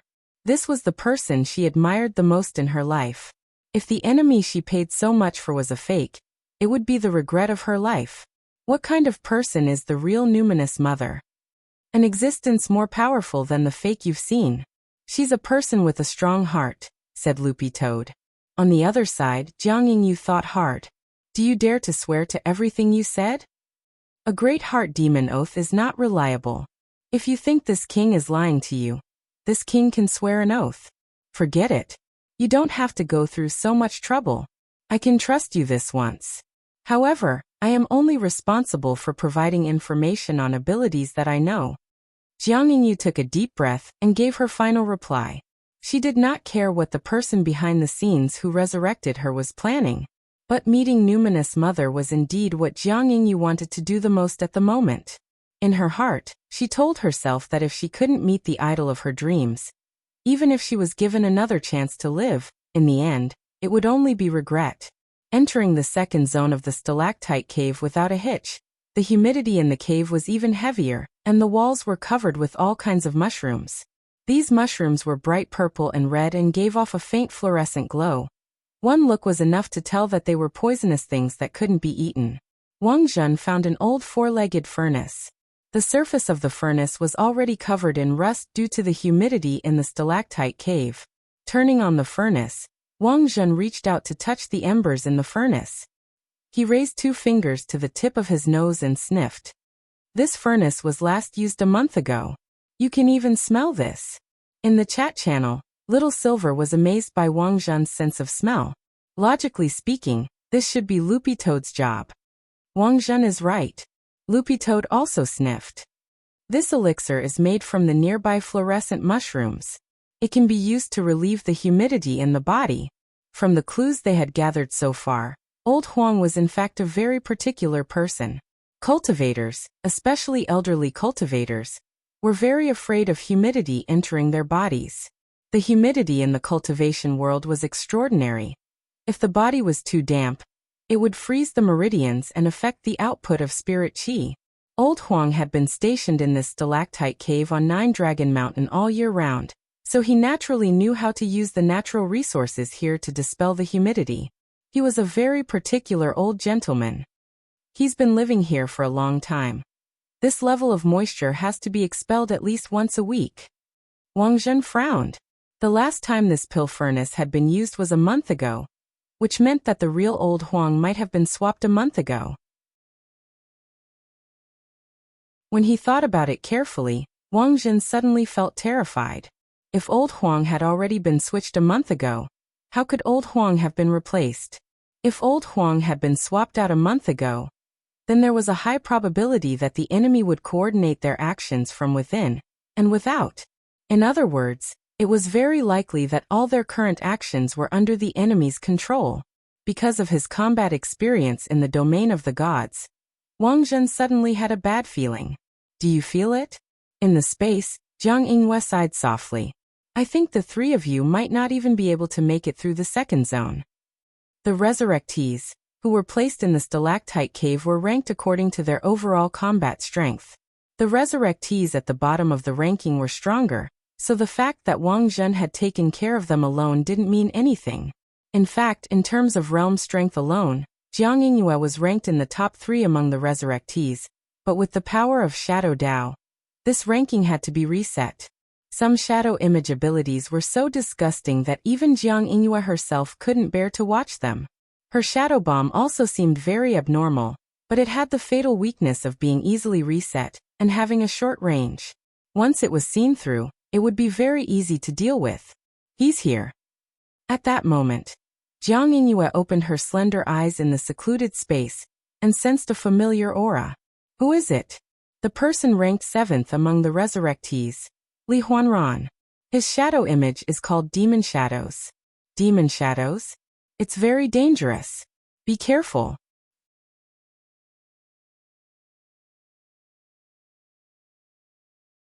Chapter 1187. Layers of Demon Shadow.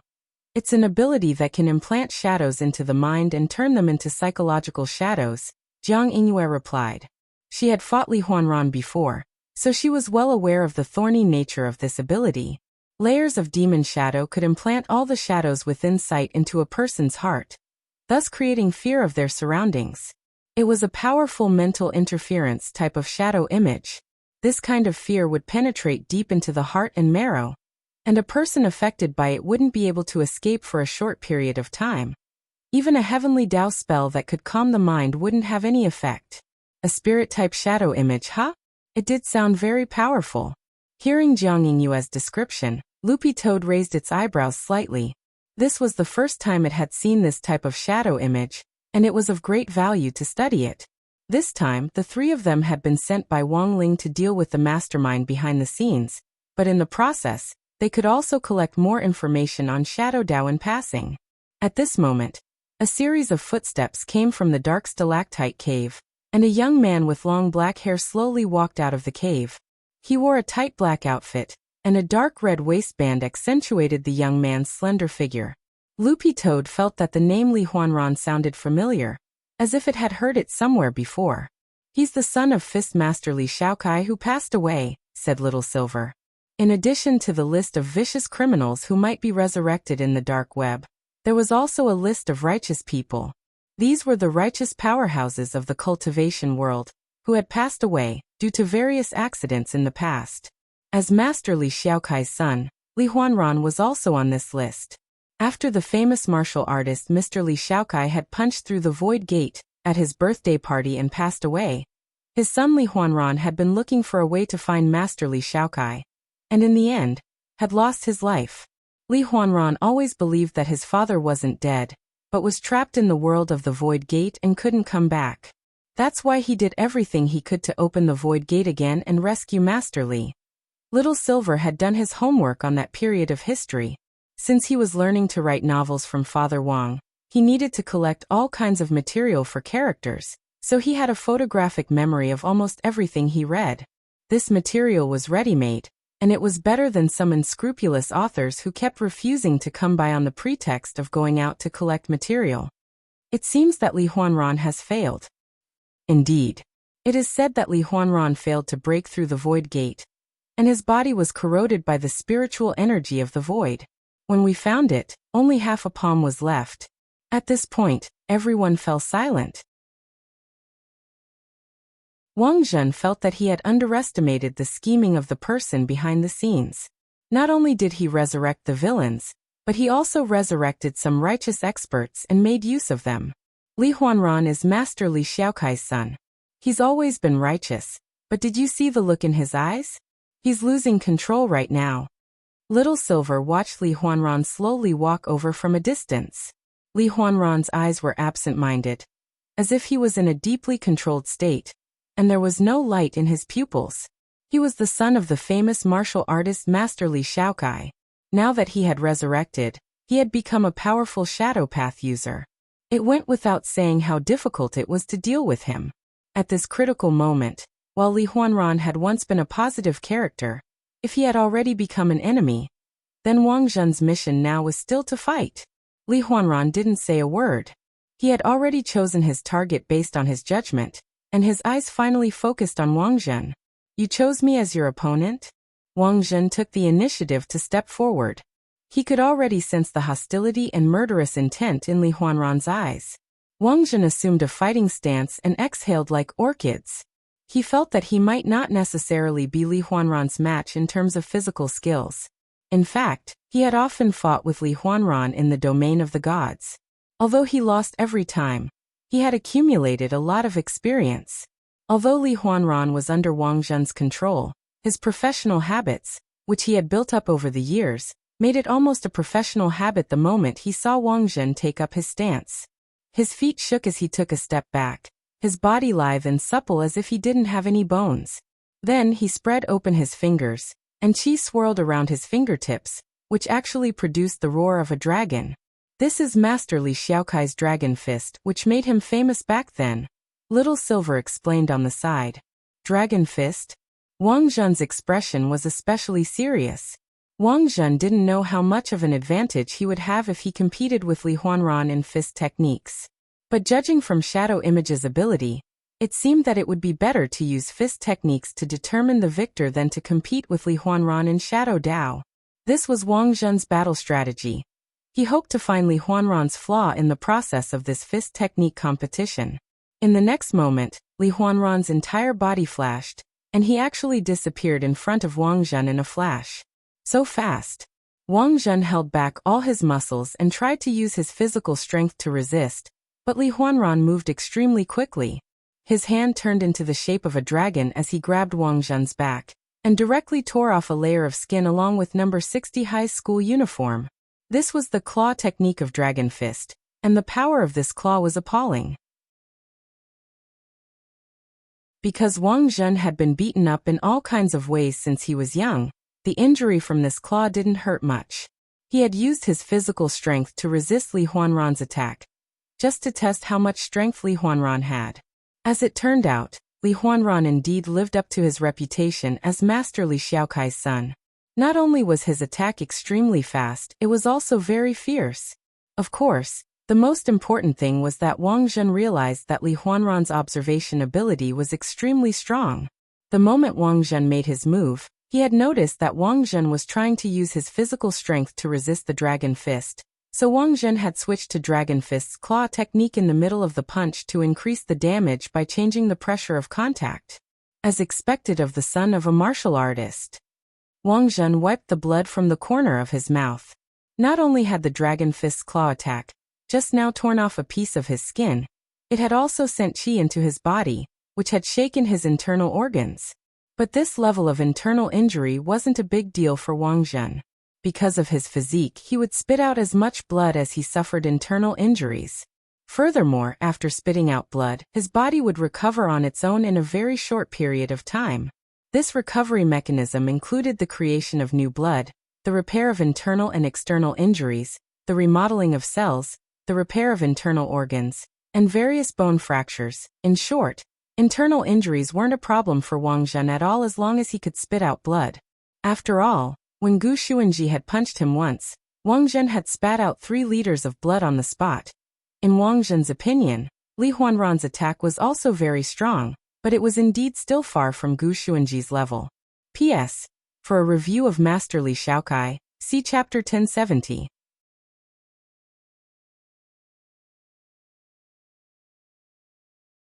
Chapter 1188.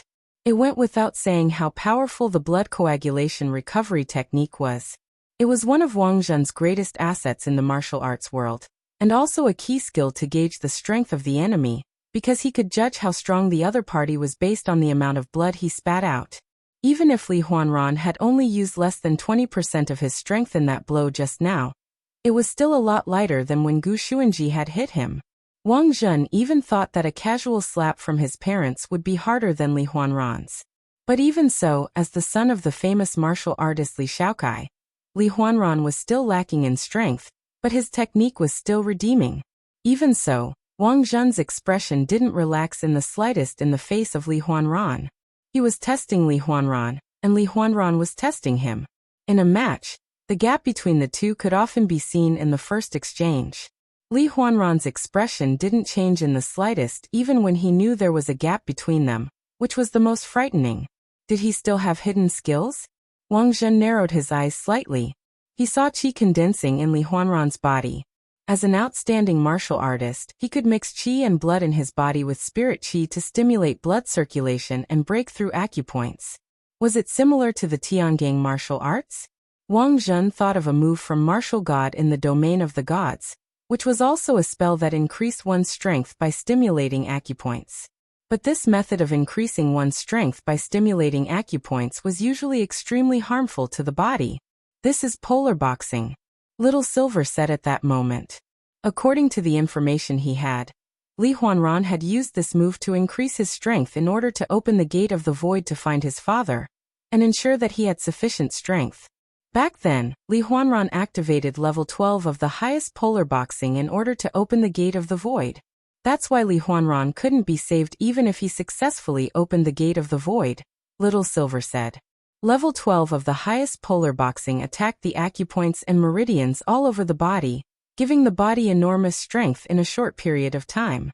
The energy it brought was no different from igniting one's body.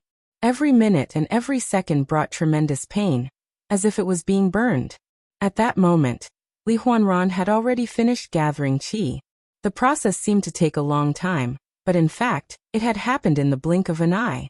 Wang Zhen could clearly sense that Li Huanran's aura had become stronger. 3 spiritual tattoos appeared on his face, which was the sign of the activation of the Extreme Fist Dao.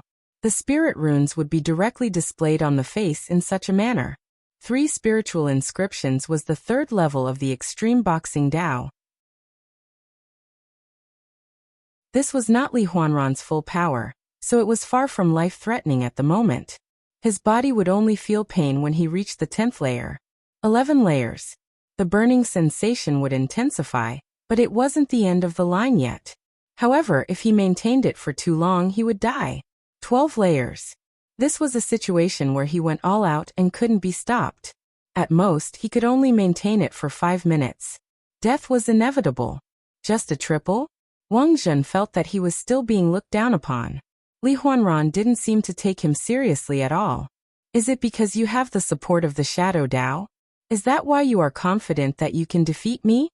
Wang Zhen laughed self-deprecatingly in his heart. He saw the conceited look in Li Huanran's eyes, which reminded him of the first time he had fought Wang Ling. They were full of confidence and even conceit. However, the biggest reason why cultivation had become the goal of so many people was because of the unknown. The cultivation path, which was filled with all kinds of unknowns, was the core of so many cultivators' tireless pursuit of heavenly Tao. If you look down on me, something big is going to happen. Wang Zhen gave Li Huanran a warning, but unfortunately, Li Huanran didn't take it to heart. He assumed a fighting stance. As he opened and closed his fists and palms, Wang Zhen saw countless black shadows pour into Li Huanran's fists. Finally using the power of your shadow image? Loopy Toad saw a huge demon shadow appear behind Li Huanran. It looked like a western demon with long, pointed palms. This scene made Jiang Yingyu sigh slightly. She had witnessed the power of the devil shadow layer. Every time Li Huanran threw out a punch, The power of the two shadows would be injected into the opponent's mind like a syringe, causing the opponent's mind to fall into complete chaos. If they continued to use close-range attacks at this time, they would completely fall into Li Huanran's trap. However, contrary to Jiang Yingyue's expectations, Wang Zhen's choice was actually to brace himself and fight Li Huanran head-on. Is he crazy? In Loopy Toad's internal space, Jiang Yingyue could see what was happening outside through Loopy Toad's spirit-sharing spell. Not only did Wang Zhen not choose to evade, he braced himself and charged forward, which in Jiang Yingyue's view was completely suicidal. The mental suppression of the demon shadow is no joke. Jiang Yingyue still felt that Wang Zhen's choice was inconceivable. A few seconds later, Li Huanran's and Wang Zhen's fists collided. Both of them were equally fast and too fast for the eye to follow. In a split second, the flying fist shadows turned into countless large snakes that collided with each other. The violent collision caused the entire stalactite cave to shake. Countless pieces of rock fell from the ceiling, and the moment the prismatic stalactites got close to where the two of them were fighting, they were shattered by the friction between them. He's already lost. Jiang Yingyue shook her head repeatedly. At this rate, the two of them had exchanged no less than 100 punches in a second, and Wang Zhen had suffered the equivalent of being hit by the demon shadow hundreds of times. This was already the limit of a normal person. No matter how big a person's heart was, they couldn't withstand such enormous mental pressure. However, a scene that Jiang Yingyue hadn't expected happened in the end. Under Li Huanran's heavy offensive, Wang Zhen unexpectedly didn't show the slightest hint of fear on his face.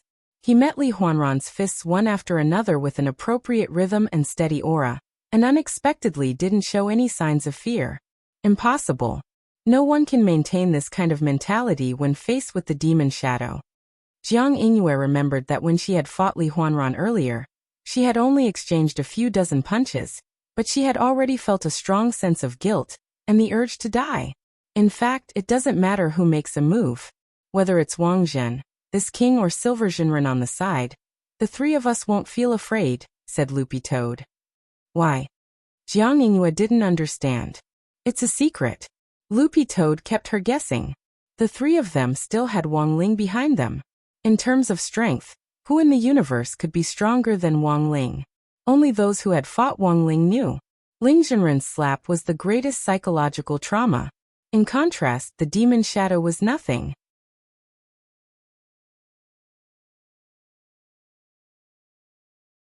Chapter 1189. As an outstanding meat shield warrior, Wang Zhen's talent in martial arts was self-evident. Although he wasn't as good as Gu Xuanji, he had fought Gu Xuanji so many times in the domain of the gods that he could learn a few moves just by copying Gu Xuanji's moves. Coupled with the fact that he had been beaten up since he was a child, the truth was that even if he hadn't met Wang Ling, he wouldn't have been afraid of the mental control of layers of devil shadows. His tolerance for psychological trauma was far greater than that of an ordinary person. This was basically what his real dad and mom had taught him since he was a child through the husband and wife mixed doubles, which normal people wouldn't be able to imitate. It was also not recommended that parents use this kind of domestic violence method to train their children in order to strengthen their children's mental endurance. Wang Zhen could do this, on the one hand, because of his physique, and on the other hand, because his real parents' brain circuits were different from that of ordinary people. If this had happened on Earth, he would have been sentenced under the domestic violence law. He's actually stronger than I thought. Jiang Yingyue felt a little silly. Wang Zhen's strength was beyond his imagination, and this kind of mental endurance was really rare. If he had an attribute panel, it would at the very least be a 3A panel for strength, speed, and mental strength. I never thought that such a person would actually appear on Earth not long after I died. Jiang Yingyue sighed in Loopy Toad's independent space. Loopy Toad laughed in its heart when it heard this. Wang Zhen was indeed very strong, but he came from the domain of the gods, which couldn't compare to Earth's battle strength to begin with. If it wasn't for the fact that Heavenly Tao had sealed off most of his power, Li Huanran wouldn't have been able to withstand even one punch from Wang Zhen. Although Wang Zhen was currently supported by the power of Shadow Tao, his overall battle strength was still a little worse than it had been at his peak. So, it really wasn't surprising that Wang Zhen was strong. Loopy Toad felt that Jiang Yingyue was surprised mainly because she had never seen a real hexagonal warrior before. Of course, the so-called hexagonal was just a metaphor. Wang Ling was strong enough to support any shape. Even if it was 48, he could support it perfectly. At that moment, the battle was still going on. Seeing that his layers of devil shadows had no effect on Wang Zhen, Li Huanran was clearly puzzled. It had to be known that the mental suppression effect of his shadow Dao had never failed like this before. Li Huanran thought that it was because his attacks were not fierce enough, so he increased the power of his ultimate boxing to the 6th level. His strength was greater than before. Every punch landed on Wang Zhen's flesh, and every punch caused Wang Zhen to spit out a large mouthful of blood. But as a tank warrior, Wang Zhen's ability to withstand pressure was truly astonishing. The blood coagulation recovery technique helped him immediately recover from his injuries while he was being beaten. His level 6 extreme boxing was still far from his goal of vomiting 3 liters of blood, and hadn't reached Wang Zhen's baseline at all. But at the same time, Wang Zhen was also thinking of a solution. He didn't want Li Huanran to continue stacking the power of ultimate boxing, because the result was very obvious. Li Huanran would die. In Wang Zhen's view, Li Huanran was like Jiang Yingyue, whom Loopy Toad had previously subdued, and was perhaps a companion he could pull into his camp. The way to end this battle now was very simple. He just needed to help Li Huanran remove the shackles of his mind control. As long as Li Huanran wasn't controlled, as Master Li Xiaokai's son, he was an absolutely positive figure in the cultivation world. He definitely wouldn't help the person behind the scenes continue to commit crimes. But how to make Li Huanran pull himself together again was a big problem. On the surface, Li Huanran has been hit by a very powerful mind control spell, and it's very likely that it was cast along with the resurrection spell, so the moment Li Huanran was resurrected, he was already under control. Loopy Toad stared at the battle in front of it as it analyzed the situation in its mind space. "Is there a way to break it?" asked Little Silver. Under normal circumstances, there are generally 3 ways to break such a powerful mind control spell. First, you can use physical attacks to forcibly shake off the other party's mind control. But this method doesn't seem feasible at the moment. Wang Zhen and Li Huanran have been fighting for so long, but Li Huanran hasn't been moved. This method that doesn't involve physical means will be ineffective. You have to use a stronger method. Second, you can directly find the person who cast the mind control spell on him and defeat them. That way, the mind control spell will come into contact with him. Loopy Toad knew that there was no difference between saying this and not saying anything at all. Their purpose in coming to this stalactite cave was to track down the identity of the person behind the scenes, and to gather more evidence of Old Huang being switched. Thus, after ruling out the above 2 methods, there was only the 3rd method which relied on magic to intervene. But the problem was that all 3 of them seemed to be melee fighters. Loopy Toad could barely be considered half a Fatten, and it wouldn't be easy to dispel a mind control spell of this level. An even more powerful mind control spell was needed to cover the one on Li Huanran. But who among them knew mind control spells? None of them were King Pues. They could control him if they wanted to. "Will it be fine as long as I cover him?" Wang Zhen asked at that moment. "In theory it's possible." Loopy Toad nodded. "As long as you have an absolute advantage in casting a mind control spell, and ensure that it's stronger than the spell used to control Li Huanran, you can cover him. Then I can try." At that moment, Wang Zhen's expression turned serious again.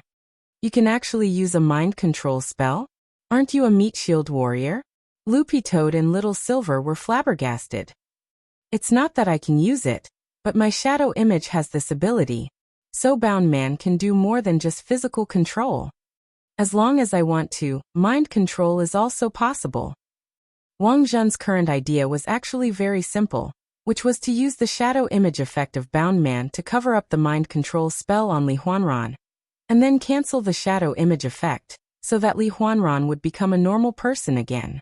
Loopy Toad and Little Silver immediately approved of this idea.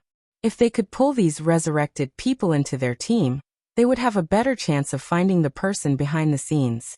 Even if Jiang Yingyu didn't want to say anything, As an upright person, once Li Huanran's mind returned to normal, he absolutely wouldn't hide any information.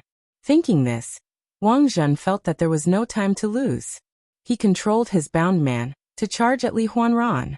As Wang Zhen had said, apart from the effect of restraining the body, bound man in fact also had the power of mind control. Once bound by bound man, the person's spirit would immediately change to that of a masochist.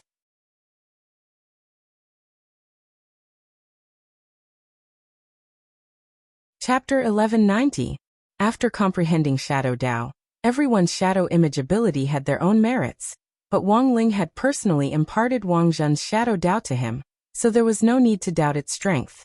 Wang Zhen could clearly sense the change in Li Huanran's mental state when Li Huanran's layers of magic shadows suffered from binding man's strong man lock. His mind control had been successfully overpowered. His dazed and lifeless pupils gradually began to focus, and his eyes returned to normal. Only when he saw this scene did Wang Zhen relax and release Tide Man. As it turned out, Loopy Toad's inference was completely correct. Li Huanran regained his consciousness, and he could clearly remember everything that had happened, because he had lost control of himself just now. His face was full of shame.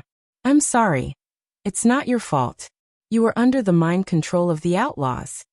Wang Zhen stepped forward to comfort him, but Li Huanran's expression didn't improve as he kept apologizing. "I'm really sorry." Actually, Loopy Toad could understand this feeling very well. After all, Li Huanran was a descendant of a famous family. He was the biological son of Li Shaokai, the most famous martial artist on earth at that time. He had been working hard to surpass his father all his life.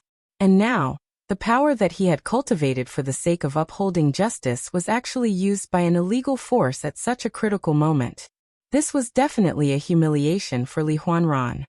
"Join us and wipe away your shame." At that moment, Little Silver also cheered Li Huanran on the side. Although Li Huanran's shadow demon was ineffective against them, it was clear that this shadow image was still very strong. If Li Huanran could join them, their combat power would increase a bit. A moment later, Li Huanran said, "Sorry. Actually, I have a presumptuous request." "Speak. Can you use the transformation spell to look like my father and hit me?" Li Huanran's face showed some anticipation. Loopy Toad and Little Silver were startled by this scene. Wasn't the effect of binding man dispelled? The two of them looked at Wang Zhen, whose expression was also extremely horrified. He swore. The power of the shadow image had been removed. Logically speaking, Li Huanran no longer had the attribute of being a masochist. Of course, it was definitely not the aftereffect of the man of binding. Therefore, the only reasonable explanation was that Li Huanran was a brotherly. "Do you usually?" Loopy Toad stared at Li Huanran and asked cautiously. Li Huanran's face was a little red. He was actually a little embarrassed about this. He had never mentioned this to anyone, but for the sake of the big picture, Li Huanran decided to bravely say it. "In the past, when I was depressed, I would ask my father to give me a slap." Everyone sucked in a cold breath. There was actually such a thing? Could this be the legendary "Daddy hit me one more time"? Wang Zhen patted Li Huanran on the shoulder and sighed ruefully in his heart. "Don't worry, brotherly, leave it to me. I'm a few years older than you, and I actually understand this feeling. You also asked your father to slap you in the face just to get back on your feet." "No, it's not just Dad who hits me, sometimes Mom also." Wang Zhen was at a loss for words, but they didn't have time to continue their discussion. Swiftly changing into Master Li Xiaokai's appearance, Wang Zhen unceremoniously slapped Li Huanran in the face. Li Huanran was sent flying and embedded deeply into the stone wall. The outline of a person etched into it. A few seconds later, Li Huanran slowly walked out, his right hand covering his red and swollen face with a 5-fingered mark. Sure enough, he was in high spirits after being slapped by Wang Zhen. The slap looked very heavy, but Wang Zhen had held back, and Li Huanran had only suffered a superficial wound. "Thank you, brother Wang Zhen." After the slap, Li Huanran and Wang Zhen had already become familiar with each other. Loopy Toad felt that in this world, Wang Zhen and Li Huanran were probably the only ones who could share this feeling of heroes cherishing heroes. When a masochist meets another masochist, It really makes one speechless. After pulling Li Huanran into the chat room in the spiritual space, Wang Jun used his mental transmission ability to briefly explain what had happened and his simple speculations. As they went deeper into the third zone, they exchanged their opinions on the current situation. I didn't expect such a big thing to happen. Even Li Huanran himself wouldn't have thought that during the period of his death, there would be someone planning such a large-scale criminal activity, refining the universe into an array and using all the planets in the solar system to construct an array diagram. If the person behind the scenes who had resurrected him had really come for this purpose, then the other party's strength was 100% above that of a true immortal. In the vacuum of space, even a true immortal could only stay there for 5 minutes at most. After 5 minutes, the blood in one's body would gradually freeze, and one would eventually turn into a huge block of human ice, forever drifting in space. How much of your memory do you have left? Wang Jun asked in the spiritual space at that moment. With Li Huanran joining their team, not only did he bring them new combat power, but he also brought them new clues. As someone who had also been resurrected, Wang Jun was eager to learn relevant information from Li Huanran. I seem to have had a dream for a long time. I dreamed that I was born from a flower and grew rapidly from an embryo. When I landed, I saw a white-haired young man whose face I couldn't see clearly. Did he say anything to you? Little Silver asked. He didn't say anything. He just snapped his fingers and I lost consciousness. Li Huanran knew that from the moment the young man had snapped his fingers, he had already been under the control of a powerful mind control spell. Little Silver. So you've had face-to-face contact with the mastermind behind all this? Wang Jun shook his head. No, it's not just brotherly. I'm afraid that all the resurrected people have had face-to-face contact with this person behind the scenes. I'm afraid so. Li Huanran nodded. I remember it was an abandoned factory, and there were a lot of snow-white flowers growing on the ground. Can you describe what the flowers looked like in detail? The flowers had thick and long roots, and the stamens were the size of sweet potatoes, while the big ones were the size of basketballs. In the center of the stamens was a human-shaped embryo wrapped in white petals. As long as spirit power was injected, the flower would quickly ripen. Even the embryo inside would grow rapidly. Resurrection through spirit plant grafting? Wang Jun was blank. He had never heard of this kind of resurrection technique.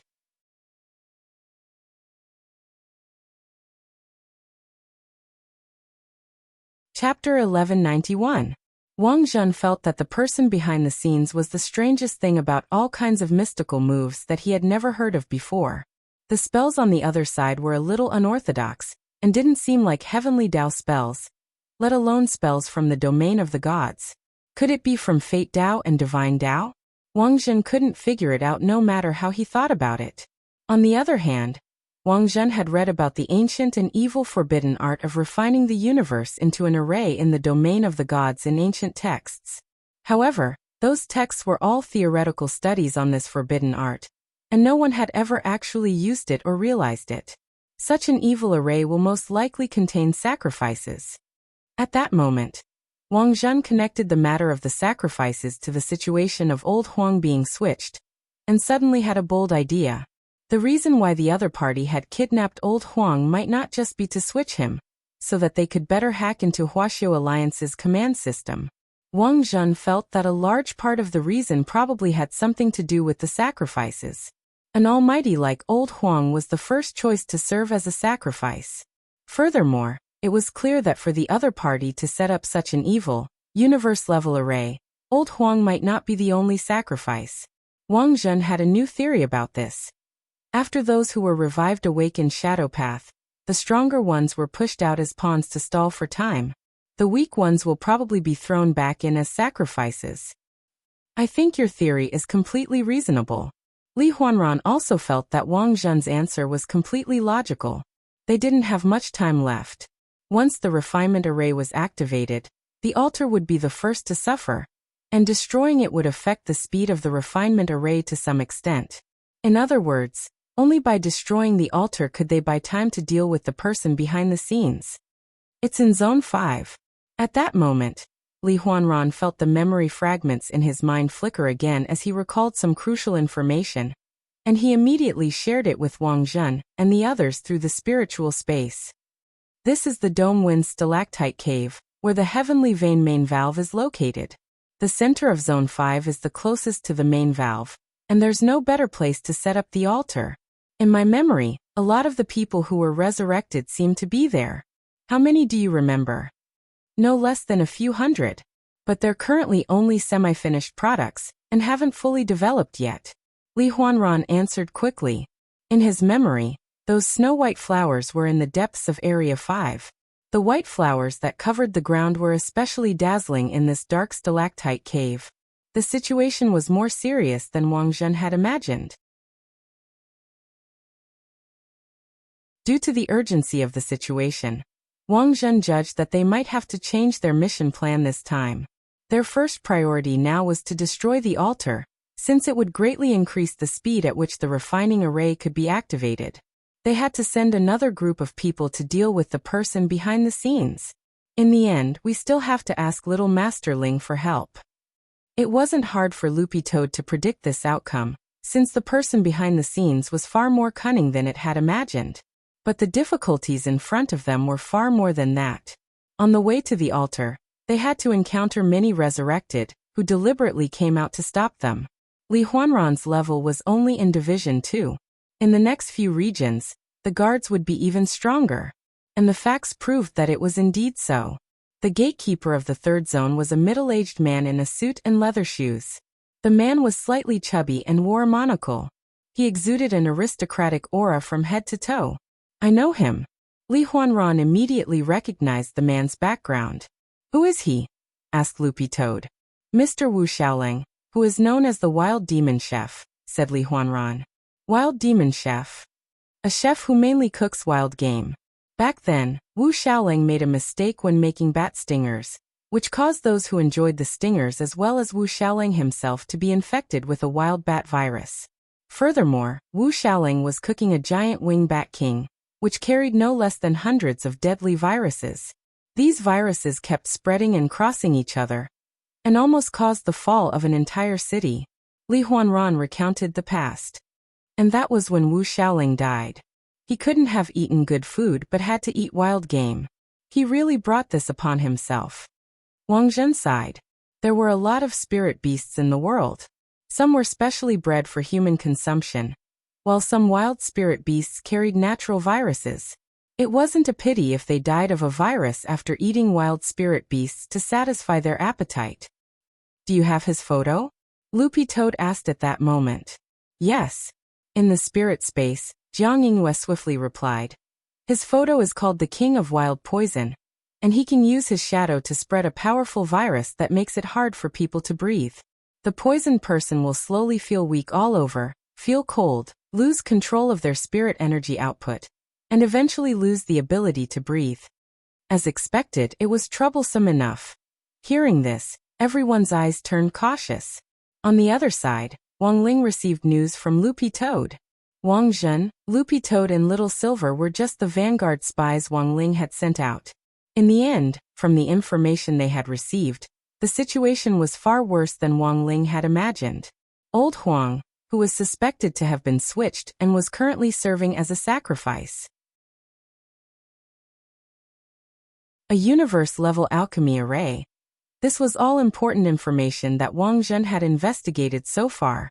Although it wasn't much, each of them was very valuable. Wang Ling didn't know what method the person behind the scenes had used to prevent him from following any leads. But now that he had this information and could trace it in reverse, Wang Ling felt that it wouldn't be too difficult to accomplish this task. Since the other party's goal was to set up a universe-level alchemy array, they would definitely send out people to maintain the heavenly veins of the other planets to ensure that when the main heavenly vein valve on Earth was opened, the other planets would be able to work together in an instant. In other words, the other party had to be in the center of the array, which was the eye of the array, to supervise the work. And the eye of the array was probably on top of the sun. Wang Ling raised his head and gazed at the sky with his king's eye. Because of the weather in the last few days, the area around Nine Dragon Mountain had been shrouded in fog. The thick clouds obscured the sun, and Wang Ling had actually overlooked the fact that the other party was hiding on the sun. This was a cunning opponent right in front of him, and more cunning than any other he had encountered before. This matter couldn't be dragged on any longer. Wang Ling planned to take a look at the sun and settle everything as soon as possible. Classmate Wang Ling, are you staring at the sky because you want to bask in the sun? Lotus Sun suddenly asked with concern at that moment. She knew that because of the weather, it was actually very difficult for the sun to show its face these days. But considering that Wang Ling was, after all, a group favorite. Furthermore, it was his duty as the team leader of number 60 squadron. When a student wanted to bask in the sun, the team leader naturally had to fulfill his or her team members' needs. At that moment, Lotus Sun directly took out a walkie-talkie and began to direct the security team of Huaguo Water Curtain Group in the area around Nine Dragon Mountain. Huaguo Water Curtain Group's missile team, listen up. Fire the cloud-dispelling missile immediately. I want to see the sun today. Wang Ling.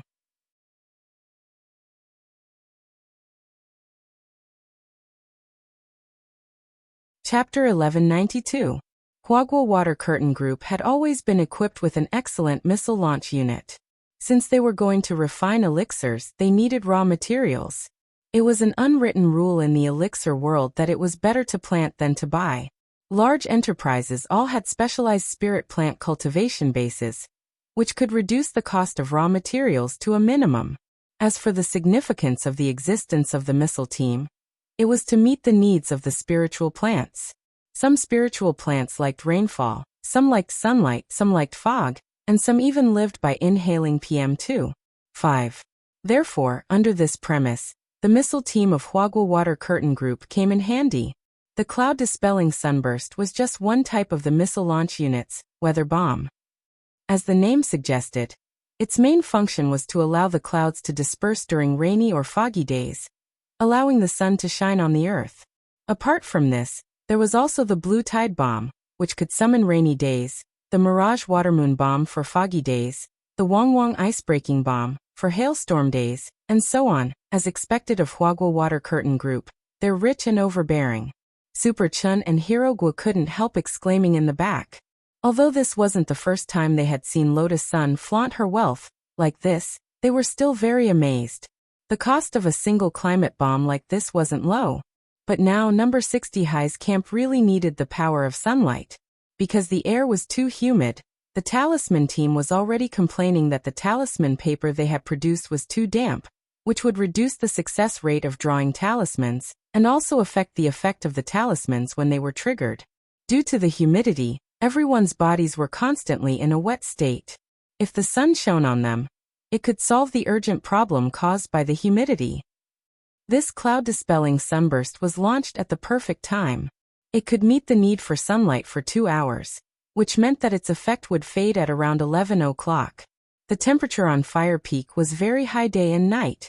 By launching it at this time, not only could Lotus Sun help everyone get rid of the humidity, they could also avoid direct sunlight at noon, when it was the hottest. Of course, everyone was well aware that Lotus Sun was doing all this for their group pet, classmate Wang Ling. Elsewhere, Wang Ling was making simple preparations for his plan to explore the sun. Wang Zhen was doing his best to stall for time, and Wang Ling had to settle this battle as soon as possible. Although he said he had to settle it as soon as possible, Wang Ling actually wasn't sure how long it would take. Based on all the information he had so far, this was already the most troublesome opponent Wang Ling had ever fought. The information they received was limited. They didn't even know the background of the person behind the scenes. This was a situation that had never happened before. Wang Ling's various prediction and divination spells had no effect on this mysterious person behind the scenes. This was the first time Wang Ling had experienced this feeling of looking up at the dark sky. Thus, in a situation where the other party's background was unclear, Wang Ling felt that it was better to be cautious and make a little more preparations. There were all kinds of magic treasures in his king's treasure house, which he had never used in his previous fights, because no matter how strong a person was, they wouldn't be able to withstand the power of one slap from him. But this time, he felt that the time was ripe to use the treasure house. As an excuse for going to the bathroom, Wang Ling had switched identities with his clone Crispy Noodles Dao Monarch. This was the real clone which Wang Ling had left behind at the Office of Strategic Deception, and had its own spiritual intelligence. Grenade-throwing senior immortal called Crispy Noodles Dao Monarch, Wang Ling's alternate account. There was nothing wrong with understanding it this way. Now that Wang Ling had to leave for the time being, he thought it was best to leave Crispy Noodles Dao Monarch here.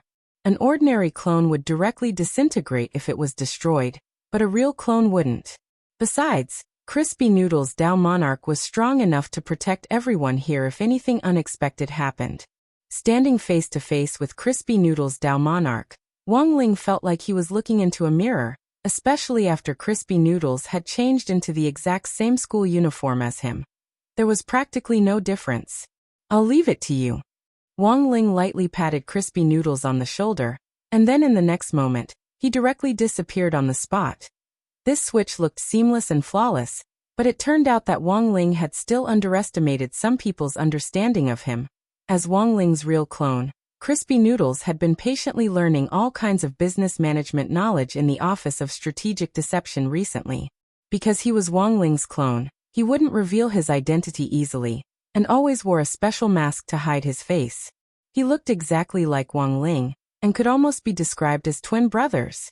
If it wasn't for the fact that Crispy Noodles was so submissive, there were times when even Grenade-throwing senior immortal would mistake him for someone else. Back then, Wang Ling had left his real clone in the Office of Strategic Deception, mainly to help Grenade-throwing senior immortal increase the number of people around him, as well as a reliable fighting force.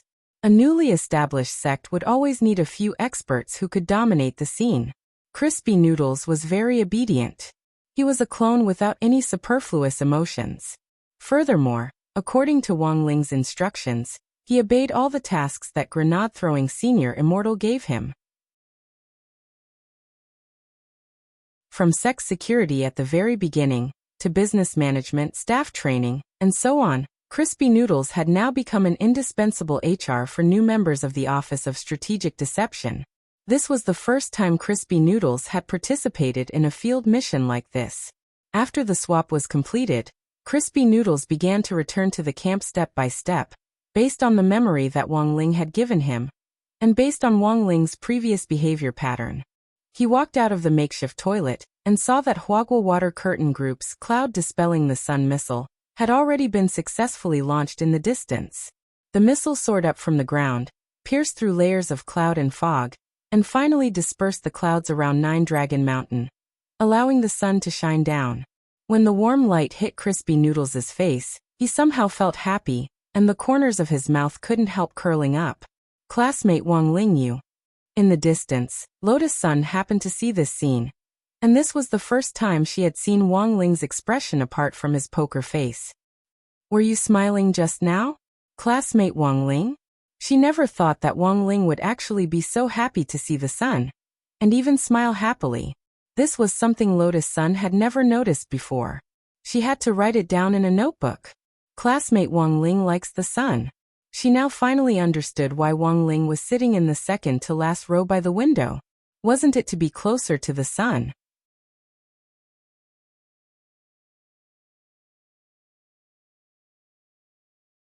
Chapter 1193.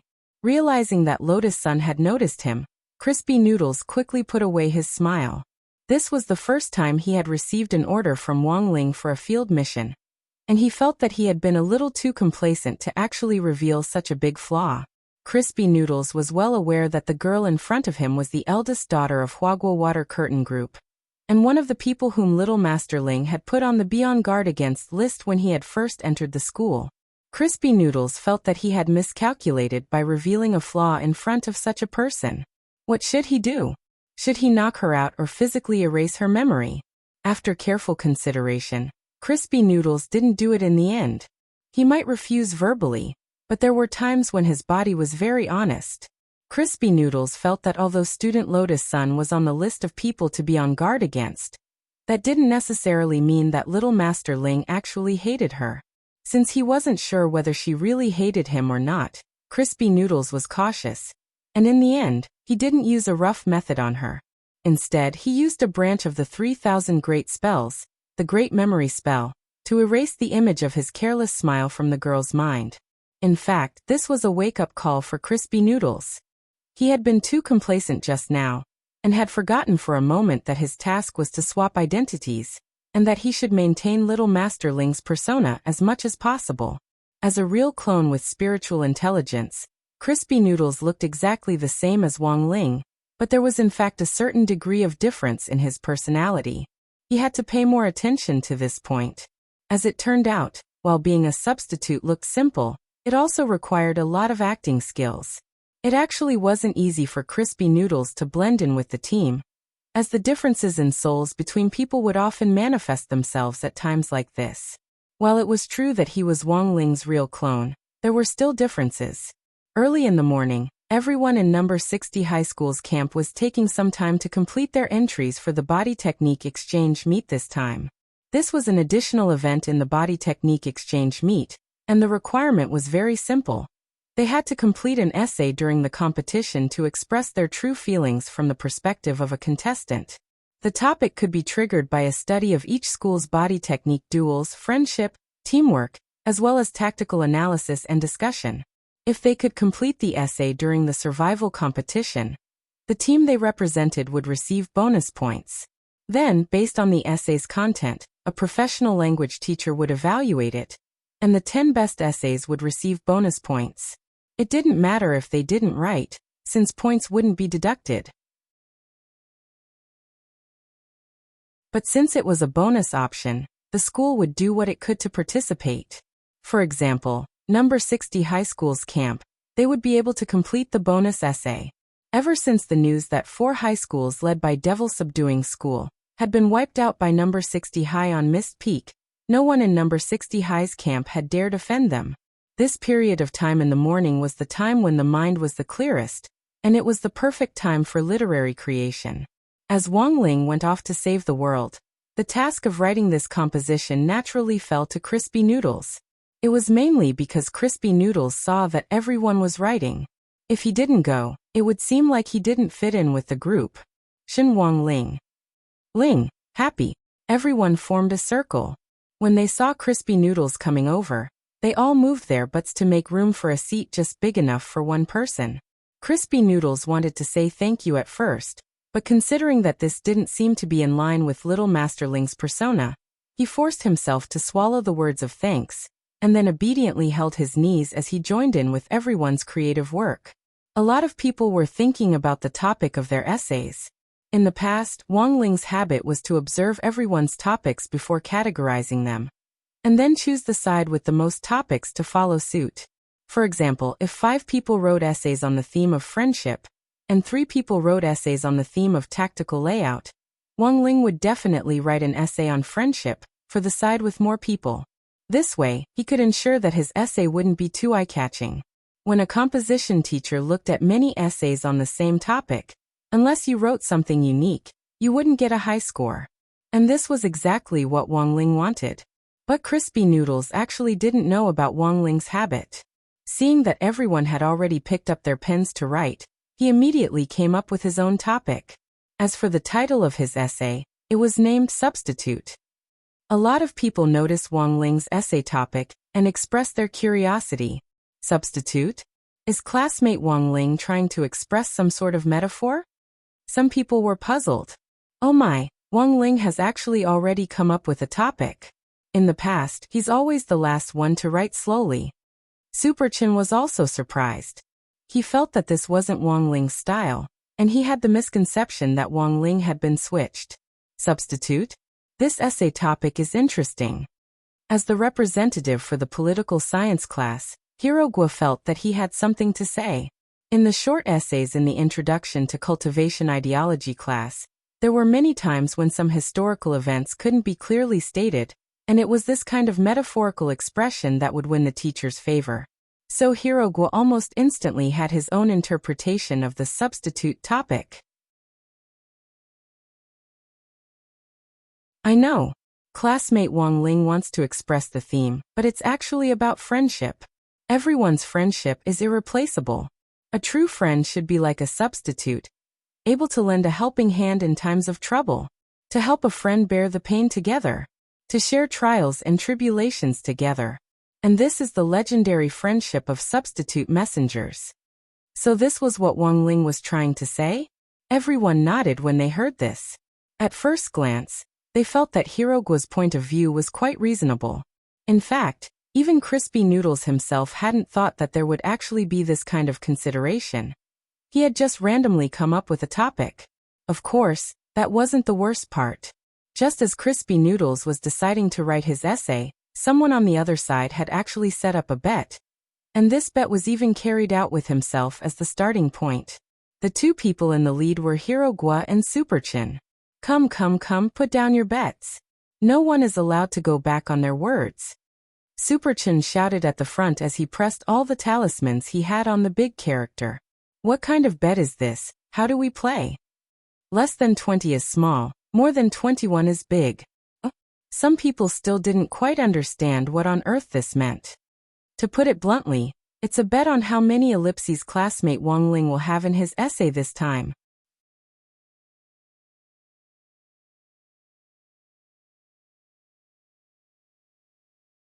Chapter 1194. While everyone was struggling over which topic to pick, Wang Ling had already arrived at the coordinates on the other side. The Sun, as a huge and hot gaseous planet in the universe, it had continuously emitted light and heat for about 4.5 billion years. Its surface temperature was nearly 6,000 degrees Celsius, and its core temperature was as high as 15 million degrees Celsius. The most advanced telescopes on Earth had taken pictures of the cell structures on the surface of the Sun, and the cell structures on the surface of each sun were about the size of a French cultivator country. Of course, the true immortal cultivators on Earth could not get close to this place. They could only stay in space for less than 5 minutes. Unless he reached the immortal venerable realm. This was because immortal venerables could activate their second origin energy and absorb the origin energy emitted from the universe as a long-term energy supply. It was for this reason that immortal Zhenyuan had wandered the universe for nearly 1,000 years before he found a drought star that humans could remember. However, even if one reached the level of an immortal venerable, they still couldn't get close to some specific celestial bodies. They had no choice but to take a detour while walking in the universe. For example, a star that was as hot as the sun, or a black hole that could even swallow light. Wang Ling. Not affected by the above restrictions. He was a man who could directly approach the sun and the black hole. What he needed to pay attention to was that he had to enchant his clothes before he took action, so that they could withstand pressure to a certain extent. Although his body could withstand it, his clothes might not be able to withstand such devastation. When he was a child, he remembered that because his clothes hadn't been enchanted, when he had been infinitely close to the sun, all his clothes had been scorched by the sun. This was a secret Wang Ling kept at the bottom of his heart. In the entire universe, probably only the sun would know. Everything had a spirit, and the sun was no exception. However, the sun's spirit was in a deep slumber all year round. The last time it woke up, it saw a naked child wandering in front of it. It was so shocked that the temperature on its surface rose by a few hundred degrees. Now this familiar aura approached once again, directly causing the sun's spirit to tremble, once again waking up from its long slumber. There was absolutely no mistake. This aura belonged to the child whose clothes had been burned away by him back then, but whose body remained unscathed. It was just that it hadn't expected Wang Ling to have already grown so big while it had been asleep. But soon, the sun's spirit realized that something was wrong. It realized that Wang Ling didn't seem to be coming for it. Because on its back, the sun spirit had discovered the figure of another white-haired teenager, who looked exactly like Wang Ling. The sun spirit felt a little confused. The situation had developed in a completely unexpected direction. As a proud sun spirit, there had never been a human who could remain unscathed after being roasted by its core. But after meeting Wang Ling, the sun spirit found itself in complete isolation. And now, before it could fully recover from its isolation, another one had come. Judging from the auras emitted by the two of them, an intense battle was unavoidable. On the back of the sun, A white-haired youngster who looked exactly like Wang Ling was surrounded by a dark halo of light. Ignoring the blazing heat of the sun, he rose into the air. After just one face-to-face encounter with Wang Ling had already determined the outcome of this duel in his heart. Although he didn't know why the youngster in front of him looked exactly like him, at such a close distance, he felt that the other party wasn't his match. Don't be too pleased with yourself, Wang Ling, the white-haired youngster sighed. I know it's very difficult for me to defeat you given my current battle strength. But, at that moment, the white-haired youngster turned his gaze to the huge black pillar on the back of the sun. From a distance, it looked like a needle piercing the surface of the golden sun. This was the magic treasure that the white-haired youngster had been preparing for a long time, the phenomena pillar. Ignoring temperature, it could directly probe into the sun's most blazing core. At that moment, the sun spirit finally understood the white-haired youngster's intention. The other party wanted to extract the power of the sun spirit to resonate with the other 8 planets in the solar system. When the last heavenly vein master valve on Earth was opened, the universe refinement array around the solar system would be activated. At that time, all the living creatures in the entire solar system would be devoured by this white-haired youngster. If I gather the power of the entire solar system, Wang Ling, do you think you'll be my match? As he said this, the white-haired youngster swept a glance in the direction of the phenomena pillar. The absorption ceremony for the sun spirit that he had painstakingly planned had finally been launched. Although he didn't think he was Wang Ling's match at the moment, as long as he could stall for time until the phenomena pillar absorbed the sun spirit's energy, it was fine. It didn't need to be completely absorbed. 10% was already enough to cooperate with the heavenly vein master valve on Earth to activate the universe refinement array. At that moment, Wang Ling looked around the phenomena pillar and saw that the surface of the sun actually looked like a lush-haired man who had suddenly had his scalp shaved off. The surface, which should have been blazing hot, had actually become bare, and the temperature had plummeted to the point that it was already covered with a layer of frost. This was clearly Whitehair's masterpiece. Even Wang Ling himself hadn't expected that there would actually be someone else apart from him who could be so presumptuous toward the sun spirit. There was no way he would let Whitehair succeed. Wang Ling bent down and charged at the phenomena pillar. His top priority now was to stop the other party from absorbing the sun spirit. The best thing to do was to directly uproot or destroy the phenomena pillar. But if he used magic to destroy it, Wang Ling was worried that it would also cause irreversible damage to the sun's surface. Thus, after careful consideration, Wang Ling felt that it would be better to directly uproot the pillar, which would cause the least damage to the sun and the sun spirit. But contrary to Wang Ling's expectations, Whitehair's movements and reactions were actually as fast as his. The moment Wang Ling made his move, the other party's speed wasn't inferior to his at all. It could almost be said that they were synchronized. This greatly astonished Wang Ling, because when he was serious, no one had ever been able to keep up with his movements. Wang Ling, I'm the only one in the world who can catch up to you, Whitehair said lightly, his face full of confidence. Is he the same as me? Wang Ling pondered this in his heart. He had been trying to guess Whitehair's identity.